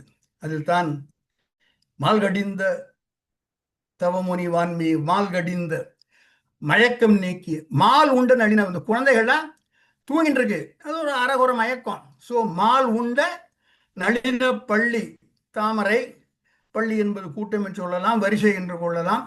அந்த வரிசையில் இந்த அன்ன குஞ்சுகளை, இந்த அன்ன குஞ்சுகளின் அன்னைமார் தூங்க வைத்து அவர்கள் நடைப்பயிற்சி செய்து கொண்டிருக்கிறார்கள். சேல் உண்ட ஒன்கணாரில் என்ன நோக்கம் என்றால், அயோத்தி நகரத்து பெண்களை விட எங்களுடைய நடை சிறப்பாக, மீண்டும் நாங்கள் அண்ணா நடைதான் பெஸ்ட் என்ற அந்த பதவியை பெற வேண்டும். சேல் உண்ட ஒன்கணாரில் அதற்காக திரிகின்ற செங்கால் அன்னம் மால் உண்ட நளினப்பள்ளி வளர்த்திய மழலை பிள்ளை. ஸோ இது ஒரு கம்பன் பார்க்கிறான். அன்னங்கள் அங்கே இங்கே நடந்துட்டு இருக்கு. இந்த அன்ன குஞ்சுகள் தாமரை மலரில் நன்றாக உறங்கி கொண்டிருக்கின்றன. பார்க்கறான் கம்பன், திடீர்னு அந்த வயல் அதுக்குள்ள ஏகப்பட்ட எருமை மாடுலாம் வர ஆரம்பிச்சிருச்சு. சேறு படிந்த கால் உடையவை. மேதி என்றால் எருமை. கால் உண்ட சேறு, சேறு காலில் உண்ட, சேற்றுக்கால் கொண்ட மேதி. அந்த எருமை மாடுகள் எல்லாம் வருகின்றன. ரொம்ப பார்த்து பார்த்து காலை எடுத்து வைக்கிறது. ஏன்னா தாமரை மலர் இருக்கு, அது மேல காலை வச்சிடக்கூடாது, காலை வச்சு அன்ன குஞ்சு இருக்கு. ஸோ ரொம்ப தட்டு தடுமாறி ரொம்ப கேர்ஃபுல்லா, அன்ன குஞ்சுகளுக்கு எந்த விதமான ஒரு பாதிப்பும் இல்லாமல், அந்த குஞ்சுகளை மிதித்து விடாமல் இந்த எருமைகள் அப்படி இப்படி போயிட்டே இருக்கு. அந்த சின்ன குஞ்சுகளை பார்க்கின்றன என்ற எருமை மாடுகள். அந்த அன்ன குஞ்சுகளை பார்த்தவுடன் இந்த எருமை மாட்டுக்கு தத்தம் கன்றினுடைய ஞாபகம் வந்து விடுகிறது. கால் உண்ட சேற்று மேதி கன்று உள்ளி. உள்ளுதல் என்றால் நினைத்து. தங்களுடைய கன்று மேய்ச்சலுக்கு வந்து இருக்கு. இந்த எருமை மாடுகள் சாயந்தர நேரம் வீட்டுக்கு திரும்ப போயின்னு இருக்கு. போனா தன்னுடைய கண்ணுக்குட்டிலாம் அங்க இருக்குமே என்று எண்ணி அதை நினைத்தவுடன் காலுண்ட சேற்று மேதி கன்று உள்ளி கனைப்ப, குரல் கொடுக்க, காலுண்ட சேற்று மேதி கன்று உள்ளி கனைப்ப, கனைத்திளம் கற்றெருமை கன்றுக்கு இறங்கி நினைத்து முலை வழியே நின்று பால் சோர. கனைப்ப சோர்ந்த, சோர்ந்தல் என்றால் சொரிதல். ஆண்டாளுடைய திருப்பாவையிலும் கனைத்திளம் கற்றெருமை கன்றுக்கு இறங்கி நினைத்து முலை வழியே நின்று பால் சோர. காலுண்ட சேற்று மேதி கன்று உள்ளி கனைப்பச் சோர்ந்த. கரெக்டா அந்த எரும மாடு போயின்னு இருக்கு. அந்த தாமரை மலர் மேல மிதிச்சிடாம பார்த்து பார்த்து நடந்து போயின்னு இருக்கு. அந்த அன்னக்குஞ்சுகள் தூங்கி கொண்டிருக்கின்றன. லேசா வாயை பிளந்து தூங்கி கொண்டிருக்கின்றன. எரும மாடு அந்த அன்னக்குஞ்சுகளுக்கு நேராக போகிறது. அன்னக்குஞ்சியின் வாய்க்கு நேராக எருமை மாடுவின் மடு வந்த பொழுது கனைத்திளம் கற்றெருமை நினைத்து முளை வழியே நின்று பால் சொரிய. அந்த எருமை மாடு தம்முடைய கன்றுகளை நினைத்து பாலை சொரிகின்றது. அந்த பால் உண்டு துயில. அன்னக்குஞ்சுகள் ஏற்கனவே ஒரு மாதிரி மால் உண்டை என்பது இப்ப புரியும். ஒரு மாதிரி மயக்கத்துல இருக்கு. பால் விழறது வாய்க்குள்ள. அந்த பாலையும் அன்னக்குஞ்சுகள் ஜோராக எருமை மாட்டு பாலை குடித்து கொண்டு நன்றாக உறங்குகின்றன. பால் உண்டு துயில்கின்றன. இதோட நிறுத்திப்போம்.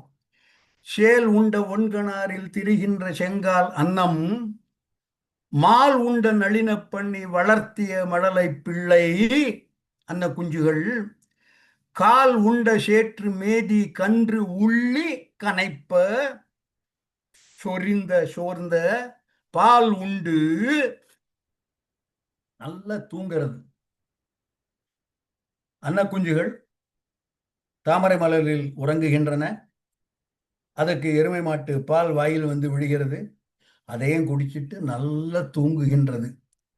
இதோட காட்சி முடியல. இந்த குழந்தைகளெல்லாம் தூங்கணும்னா ஒரு தாலாட்டு வேண்டாமா? அந்த வயலில் இருக்கக்கூடிய தவளைகள் எல்லாம் அப்படின்னு சத்தம் போட அந்த தவளைகளின் சப்தம் இந்த குஞ்சுகளுக்கு ஒரு தாலாட்டாக அமைகிறது. பாலுண்டு துயில பச்சை தேரை தாலாட்டும் பண்ணை. பண்ணை என்பது வயல்வெளி. கோசல நாட்டு வளத்தையும் கோசல நாட்டின் இயற்கை வளத்தையும் இதைவிட சிறப்பாக வேறு எந்த கவிஞனும் தன்னுடைய எந்த காப்பியத்திலும் பாடியிருக்க முடியாது என்பது என்னுடைய எண்ணம். சேலுண்ட ஒன்கணாரின் திரிகின்ற செங்கால் அன்னம் மாலுண்ட நளின பள்ளி வளர்த்திய மடலை பிள்ளை கால் உண்ட சேற்று மேதி. என்ன ஒரு டிஸ்கிரிப்ஷன் பாருங்க. கால்லாம் சகதியோட வர்றது அந்த மேதி எரும மாடு. கால் உண்ட சேற்று மேதி கன்று உள்ளி கனைப்ப சோர்ந்த பால் உண்டு மழலை பிள்ளை துயில பச்சை தேரை தாலாட்டும் பண்ணை. இது கோசல நாட்டு வயல்களில் சர்வசாதாரணமாக காணக்கூடிய ஒரு காட்சி என்று கம்பன் பதிவு செய்கிறான். இத்துடன் நிறுத்திடலாம். பல வியாக்கியான கர்த்தாக்கள், பல உரை ஆசிரியர்கள், பல மேடை பேச்சாளர்கள் இதற்கு ஒருபடி மேல போறாங்க. இதுக்குள்ள கம்பன் ஒரு தத்துவம் வச்சிருக்கான். பிளீஸ், இதுக்குள்ள கம்பன் ஒரு தத்துவம் வச்சிருக்கான். காப்பியம் என்ன சொல்கிறது, காப்பியத்தில் பின்னால் வரக்கூடிய நிகழ்வுகள் எவை என்பதை இந்த பாடலில் கம்பன் லேசாக சுட்டி காட்டிவிட்டு போகிறான் என்று இதற்கு இந்த பாடலுக்கு ஒரு மேல் விளக்கமும் சொல்கிறார்கள். என்ன விளக்கம் சொல்றாங்கன்னா, ஐயா, எரும மாடு, எரும மாட்டு பால் யாருக்கு போனோம்? எருமை மாட்டு பால் எருமையின் கண்ணுக்குட்டிக்கு போக வேண்டும். கரெக்டா இல்லையா? இத ரொம்ப லாஜிக்கல். எருமை மாட்டின் பால் எருமை மாட்டினுடைய கன்றுகளுக்கு போக வேண்டும். சரி, போலையா. 6 கன்றுகள் குடித்த பிறகு மிச்சம் மீதி இருந்ததுன்னா அதனுடைய எஜமானன் கறந்து அந்த பாலை எடுத்துக்கொள்வான். அடிப்படையில் கன்றுக்கு போக வேண்டும்.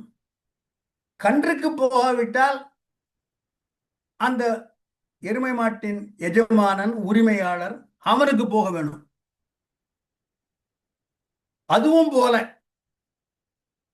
அதுக்கும் பால் மிஞ்சி போச்சுன்னா நிலத்துல விழணும்.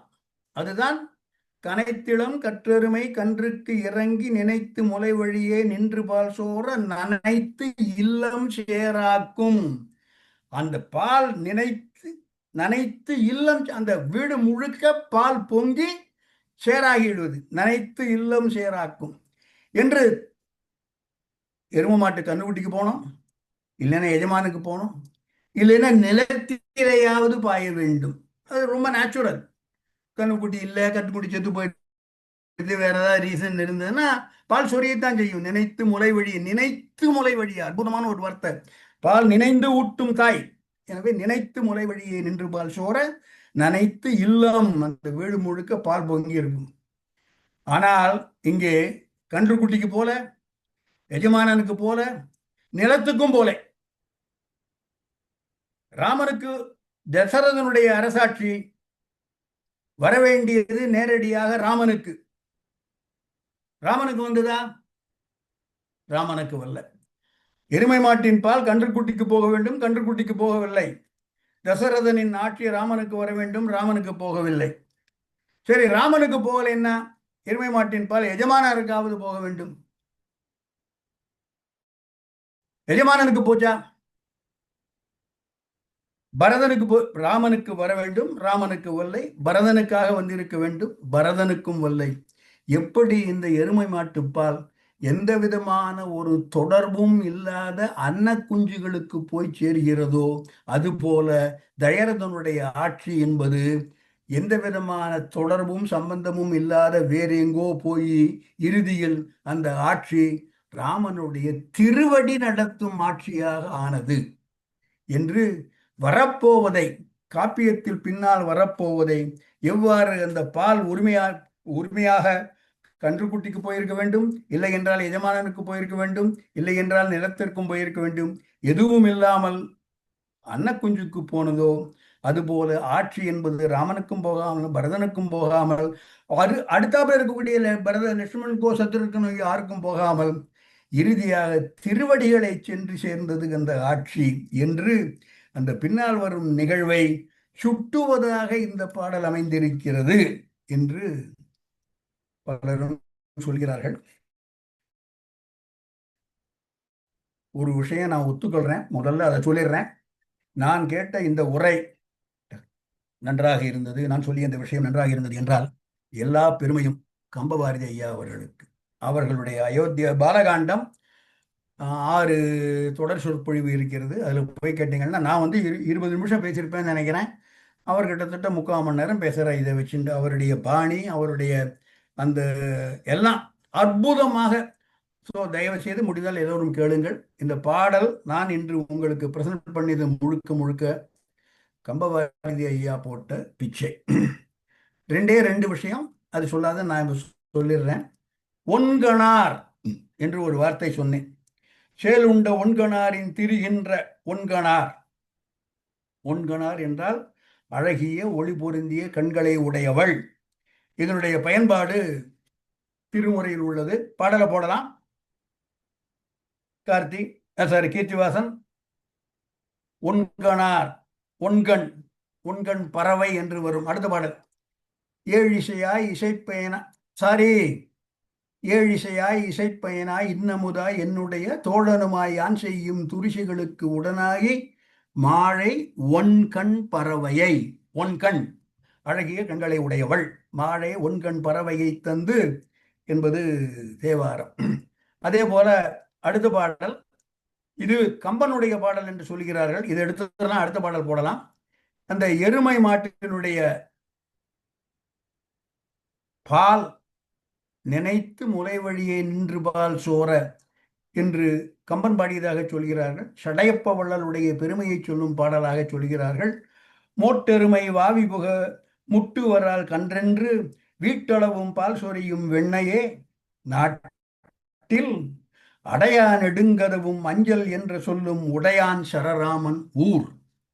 மோட்டு எருமை, பெரிய எருமை, வாவி புக குளத்தில் சென்று குளிக்க, வரால் என்பது மீன், வரால்கள் முட்ட, கன்று என்று வீட்டளவும் பால் சொரியும் வெண்ணெய். அந்த குளத்திலேருந்து திரும்ப வீட்டுக்கு போற வரைக்கும் அப்படியே ரோடெல்லாம் பாலை சொரிந்து கொண்டே போகிறதாம். வெண்ணெய்நல்லூர்ல. அப்பேற்பட்ட வெண்ணெய்நல்லூர் அந்த ஊரில் அடையா நெடுங்கதமும் அஞ்சல் என்ற சொல்லும் உடையான் அவன் சரராமன். சரராமன் என்பது சடையப்ப வள்ளலுடைய மற்றொரு பெயர் என்று அவனுடைய ஊர் என்று இந்த நாட்டுப்படலத்தில் கோசல நாட்டின் வளம் சொல்ல வந்த கம்பனுடைய ஒப்பில்லாத ஒரு பாடல். செயல் கொண்ட ஒன்கணாரின் திரிகின்ற செங்காலன்னம். பாடலை போடலாம் கார்த்திக், கீர்த்திவாசன். இப்பொழுது மீண்டும் ஒரு முறை பாடலை வாசிப்போம். இதுக்கு முந்தின இல்ல முந்தின பாட்டு, இதுக்கு முந்தினது 1 earlier than 1 சேலுண்ட ஒன்கணாரில் திரிகின்ற செங்கால் அன்னமும் மாலுண்ட நளினப்பள்ளி வளர்த்திய மடலை பிள்ளை காலுண்ட சேற்று மேதி கன்றுள்ளி கனைப்பச் சோர்ந்த பாலுண்டு துயில பச்சை பச்சை தேரை பாலுண்டு துயில பச்சை தேரைசாலாட்டும் பண்ணை என்பது கோசல நாட்டினுடைய வளம் மிக்க வயல்வெளியை சுட்டும் கம்பனுடைய பாடல். என்னுடைய உரையை நான் இந்த அளவில் இன்று நிறுத்திக் கொள்கிறேன். மேற்கொண்டு கருத்து சொல்லவர்கள் அல்லது ஏதேனும் ஐயம் இருந்தால் சொல்பவர்கள் ஒன்று சொல்லிடுறேன். என்னை விட கற்ற சான்றோர்கள் வகுப்பில் நிறைய பேர் இருக்கீங்க. அதனால ஐயம் இருந்தால் அவர்களே தீர்த்து விடுவார்கள். பேராசிரியர் சின்னப்பன் இருக்கிறார், ஐயா தமிழர் சிவகுமார் இருக்கிறார், புலவர் சந்திரசேகரன் இருக்கிறார், பலர் உள்ளார்கள். அவரவர்களை அன்மியூட் பண்ணிக்கொண்டு தயவு செய்து ஒருவர் ஒரு சமயத்தில் பேசுமாறு, கருத்துக்கள் சொல்லுமாறு பணிவன்போடு கேட்டுக்கொள்கிறேன். வணக்கம். வரதராஜன். வந்து இருந்து கேட்ட எல்லோருக்கும் வணக்கம். எல்லோரையும் நான் விழித்து வணக்கம் சொல்ல முடியவில்லை. 7:30 வரைக்கும் சொன்னேன். அதுக்கப்புறம் நிறைய பேர் வந்திருக்காங்க. இப்போ 80 பேர் இருக்காங்கன்னு நினைக்கிறேன். அப்போ 50 பேர் இருந்தாங்க. அனைவருக்கும் வணக்கம். வணக்கம் ராஜா.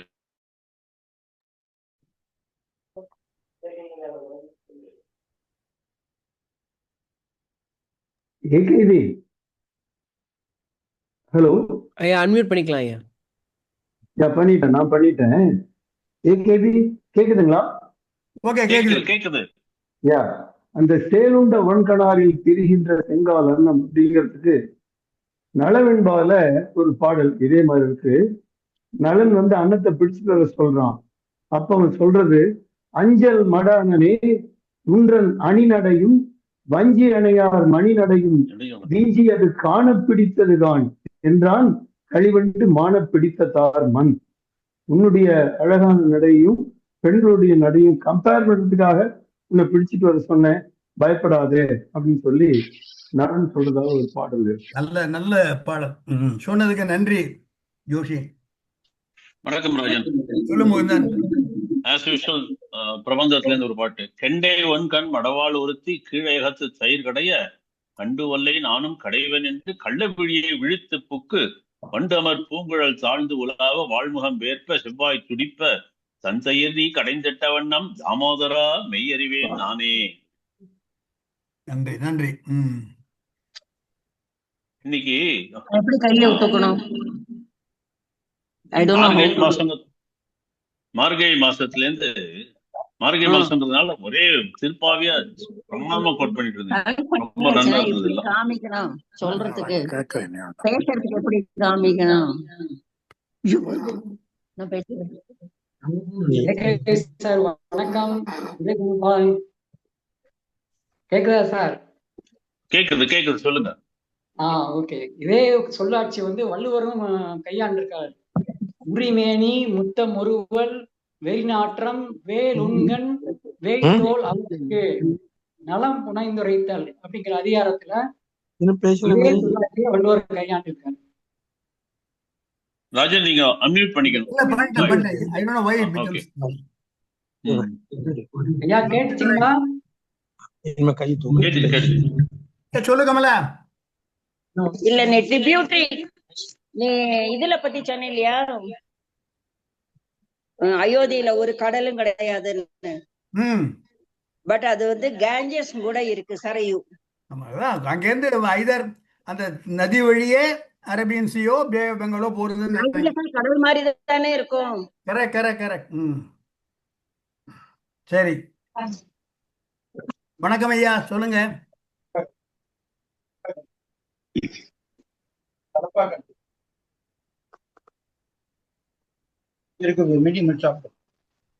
ஐயா ஏதாவது பேசுறீங்களா ஐயா சின்னப்பன் ஐயா?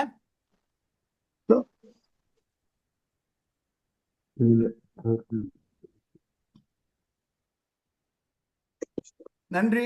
வேற ஏதாவது கருத்துக்கள் மற்றவர்கள் ஏதாவது சொல்ல விரும்புகிறீர்களா? சார், சாய் கணேஷ் பேசுறேன். நமஸ்காரம். சொல்லுங்க சாய் கணேசன். இந்த சமீபத்தில் நான் குவியத்தில் ஒரு உரை நிகழ்ச்சியின் பாலகாண்டத்தில் குவாலிட்டி கான்செப்ட்ஸ் ஃப்ரம் பாலகாண்டம்னு, அதில் இந்த பாடலை பெஞ்ச் மார்க்கிங்கிற கான்செப்டுக்கு எக்ஸாம்பிளா சொல்லியிருந்தேன். நான் அது ஞாபகத்துக்கு வந்தது, அதை பயந்து கொள்ளேன். நீங்க வந்து இதை வந்து ISO கூட ஏதோ கனெக்ட் பண்ணி பேசியிருந்தேன் நீங்க. ஆமா ஆமா ஆமா. மற்றவர்கள்? நான் சுந்தரேசன் பேசுறேன். சொல்லுங்க சுந்தரேசன்.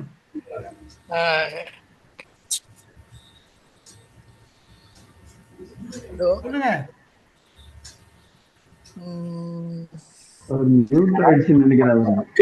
கேக்குது உங்க பேச்சு. இப்ப go ahead சுந்தரேசன். இல்ல சரியா மைக் கேக்குது? கேக்கல மியூட். ஹலோ, சொல்லுங்க. கேக்குது. ஹலோ கேக்குது. ஆடியோ வருதாப்பா? வருது. go ahead. ஆடியோ ஏன் வரல? வருது ஐயா. நீங்க சொல்லுங்க. கேக்குது. கேக்குது இல்ல நீங்க இந்த தேன் வந்து எடுக்கிறதுக்கு மலைன்னு சொன்னீங்க இல்லையா? ஆமா, மலை உச்சியில். அது மருத மரத்துல வந்து மலை இருக்காது இல்லையா? ஐயா அங்கேருந்து வந்த ஒண்ணு நிறைய இடங்கள்ல போன கிளாஸ்லயே பார்த்தோம், முல்லையை குறிஞ்சியாக்கி குறிஞ்சியை மருதமாக்கி அப்படின்னு வருது. அந்த மாதிரி ஏகப்பட்ட மாற்றங்கள் நிகழக்கூடிய ஒரு சரையு அப்படி ஓடுது அப்படின்னு கொள்ளும் பொழுது மலை உச்சி. ஓகே, அப்படி இல்லைன்னா மரம்னு வச்சுக்கலாம். மரம்னு வச்சுக்கலாம். உயர்ந்த மரத்தில் தேன் கூடு கட்டி இருக்கிறது அப்படின்னு வச்சுக்கலாம். ஏன்னா மருத மரம் இல்ல, உயரத்திலிருந்து இழிகின்றது, அதுதான் அந்த முக்கியமான சொல். சரி மலையில இருந்து இல்லைன்னா மரத்தின் உச்சியில இருந்து. ஆமா, மரத்தின் உச்சியில இருந்து. ஏன்னா மருத நிலம் சொன்னீங்க. அதுல கோசல நாடு எல்லாம் வந்து பிளெயின் ஃபீல்டா தான் இருக்கும்னு நினைக்கிறேன். ஏன்னா உத்தரப்பிரதேசத்துல போனோம்னா அதே தான் இருக்கும். நான் போயிருக்கிறேன். ஃபுல்லி பிளெயின், பயங்கரமான லேண்ட் உள்ளது. அது பயங்கர செழிப்புனாலும் செழிப்பு. அந்த மண்ணு மட்டும் 10 அடி தோண்டினா கூட அந்த வண்டல் மண்ணு தான் இருக்கும். அந்த கங்கை பாஞ்சி அவ்வளவு சாஃப்டான மண்ணு. தேங்க்யூ சுந்தரேசன். ஐயா எனக்கு ஒரு சந்தேகம். சொல்லுங்க குமரன், சொல்லுங்க. போரிடை உறங்கும் அன்னம் அப்படின்னு ஒரு ஆமா போர்னாக்கா நீங்க நெற்போர்னு சொன்னீங்க, நெல்லுன்னு. ஆமா, நெல்லுக்கும் அன்னத்துக்கும் என்ன சம்பந்தம்? இல்ல எனக்கு ஒண்ணு அதாவது வயலில் அல்லது அந்த அருகில் இருக்கக்கூடிய குளங்களில் அங்க இருக்கிற வாவி தென்னை என்னை பொறுத்து இந்த மாதிரி கேட்டீங்கன்னா ஷூட்டுக்காக வெதுன்னு இருக்குன்னு போய் அங்க போய் உட்கார்ந்து இருக்கு அப்படின்னு நான் சொல்லுவேன். அவ்வளவுதான். பக்கத்துல நெல் பயிர் இருக்குது, பக்கத்திலே போர் போட்டிருப்பாங்க, அதுல போய் கொஞ்சம் ரெஸ்ட் எடுக்குது. நான் ஸ்ரீமதி பேசுறேன். சொல்லுங்க.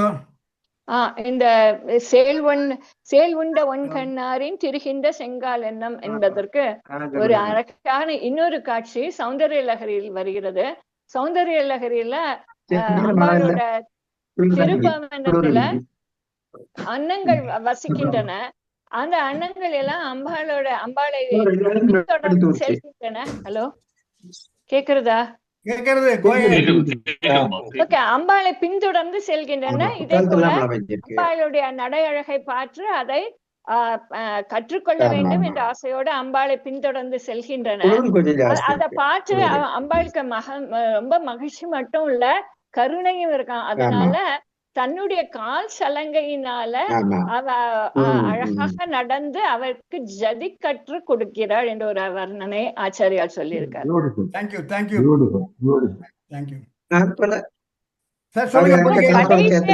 கடைசியர் என்ற சொன்ன ஆர்டிகலும் ரெடி ஆகல, ஆர்டிகல் ரெடி பண்ணாதான் அனுப்பிச்சுட்டு பண்ணாங்க. சார் நீங்க மியூட் பண்ணீங்க பொதிகை நான் செல்வராஜ். பண்ணிட்டேன் நான் பண்ணிட்டேன் ராஜன். ஓகே. கடைசி என்றால் கடைநிலை ஊழியர் பெண்கள் அவர்கள் சோர்வு இல்லை, அவர்கள் எப்பொழுது எந்தூசியாஸ்டிக்காக இருக்கிறார்கள்.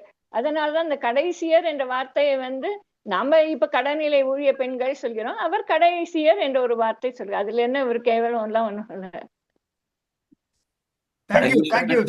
வணக்கம் வரதன் ஐயா, நான் தமிழருவி சிவகுமாரன் பேசுகிறேன். சொல்லுங்க ஐயா, சொல்லுங்க. ரொம்ப பாராட்டுக்கள். மிக மிக மிக அற்புதமா இன்றைக்கு ஜமாய்ச்சிட்டீங்க. அவ்வளவு அற்புதமா இருந்தது. இந்த அன்னம் நடையில பெண்கள்கிட்ட தோக்குறது, சரஸ்வதிகிட்ட தோக்குற ஒரு காட்சி இருக்கு குமரகுருவருடைய சகலகலாவல்லி மாலையில. சொற்கும் பொருட்கும் உயிராமை ஞானம் பாட்டுல பின்னுக்கு வருது, நிலந்தோய் புழைக்கை நற்குஞ்சரத்தோடு அரச அன்னம் நாண நடை கற்கும் பதாம்புயத்தாளே சகலகலாவல்லியே. அப்ப ராஜ அன்னமும் பெண் யானையும் தோக்குற அளவுக்கு சரஸ்வதி நடந்தாள் என்ற ஒரு அழகான குறிப்பு எனக்கு நினைவு வந்தது. அதோட செங்கால் எண்ணம் என்று சொன்னதுக்கு திரிகின்ற செங்கால் எண்ணம், இயற்கையாகவே அன்னத்துக்கு கால் சிவப்பு, ஆனா ஒரு போட்டி வேகத்துல அங்கேயும் இங்கேயும் திரிஞ்சு கல்லும் முள்ளும் குத்தி அந்த அன்னத்தின் கால் சிவந்து போச்சு என்று கூட பார்க்கலாமா என்று எனக்கு தோன்றிச்சோண்டு. இன்னும் நீங்க இந்த காமத்தை பற்றி கம்பன் சொன்ன இடம் நீங்க காட்டினீங்க, ரொம்ப அருமை. எனக்கு 2 இடம் அதை விட வருது. ராமனுக்கு விடிய முடிசூட போகிற காலத்துல முதல் நாள் பின்னால வரும், நீங்க சொல்லுவீங்க, இப்ப நான் சொல்றேன். அந்த வசிஷ்டர் அறவுரை சொல்லுகின்ற நேரத்துல ஒரு பாட்டு சொல்வார், தூமகேது உலகுக்கென தோன்றிய வாமமேகலை மங்கையரால் வரும் காமம் இல்லையெனில் கடும் கேடு என்ன நாமமும் இல்லை நரகமும் இல்லை என்றுவார் ஒரு இடம்.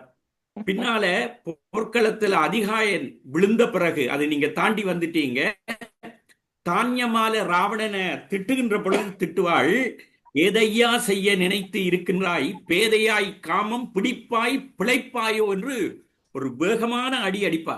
அதன்படியால அது அந்த நீங்க நல்ல ஒரு பேச்சாளர், நல்ல ஒரு உரையாசிரியர் சொல்லேக்கல அப்படியே கற்றவர்களுக்கு நெஞ்சு பொங்கி பொங்கி எவ்வளவோ அலமோதுவது போல உங்களோட பேச்சை கேட்க எனக்கு ரொம்ப அருமை. அந்த முன்னுக்கு வாங்கரும் பாதம் 4 வகுத்து அதுல தேவரும் பருகச் செய்தான் அந்த பாட்டுல. பின்னால கூட அந்த தேவரை மனிதர்களுக்கு ஒரு உதாரணமா காட்டுறதும் உண்டு. அதுல திருவாக்கும் செய்கருமம் கைகூட்டும் பாடல்ல, ஆதலால் வானோரும் காதலால் வானோரும் தேவர்களே பிள்ளையார கும்பிடுகிறார்கள், நீங்க கும்பிடப்படாதா என்று நல்லா படிச்ச கெட்டிக்கார மாணவனை காட்டி படிக்காத மாணவர்களுக்கு ஆசிரியர் சொல்வது போல அந்த பாட்டு இருக்கு. நன்றி ஐயா. மற்றவர்கள் சார், நான் ரவிச்சந்திரன் பேசலாமா? சொல்லுங்க சார், தாராளமா பேசலாம். சரி, ரைட். எனக்கு இன்னொரு நீங்க ஒரே தேனா போட்டு போயிட்டீங்க. ஒரே தேன் தான் இன்னைக்கு, தேனி நீமை எல்லாத்துலயும் ஒரே தேன். பார்த்தேன் சிரித்தேன் பக்கத்தில் துடித்தேன்ற மாதிரி காது நிறைய தேன் தான். தேனாயுது தமிழ் பாயுது. நம்பர் 1. நம்பர் 2, நலவெண்பால வருது, மன்னர் வெளி தாமரை பூத்த மண்டபத்தே பொன்னின் மடப்பாவை பொய்ப்புக்காள் வெள்ளைத்தாள் சிறகன்னம் போன்றுன்னு சொல்லிட்டு ஒரு சிமரி வருது. நீங்க சொன்ன ஒரு அந்த அன்னம் நடை மயங்குதல் எல்லாமே வருதுங்க. அதுதான் ஞாபகம் வந்ததுங்க. இன்னைக்கு ஒரு அருமையான நாள். அந்த இன்னொரு பாலச்சந்தருடைய முத்திரை கொண்டு கொடுத்தீங்க, சேர வேண்டிய இடத்துல ராஜ்யபாரம் போய் சேராத வேற இடத்துக்கு போய் சேர்ந்துருக்குன்னு சொன்னீங்க. அது புது மாதிரி ட்விஸ்ட், ரொம்ப நல்லா இருந்தது. It is very good. இருந்தாலும் நீங்க சொன்னது ரொம்ப நன்றி, அருமையான ஒரு எடுத்துக்காட்டுது. தேங்க்யூ ரவிச்சந்தர். மற்றவர்கள் வேறு கருத்துக்கள் சொல்ல யாரும் முன்வரவில்லை என்றால் வகுப்பை முடித்துக் கொள்ளலாம் என்று நினைக்கிறேன். முடிச்சுக்கலாமா? Okay, thank you Keerthivasan. முடிச்சுக்கலாம். எனக்கு மறக்காம சாட் பாக்ஸ் டீட்டெயில் அனுப்பிச்சிருங்க. ஓகே, அனுப்பிடுறேன். தேங்க்யூ. நன்றி, வணக்கம்.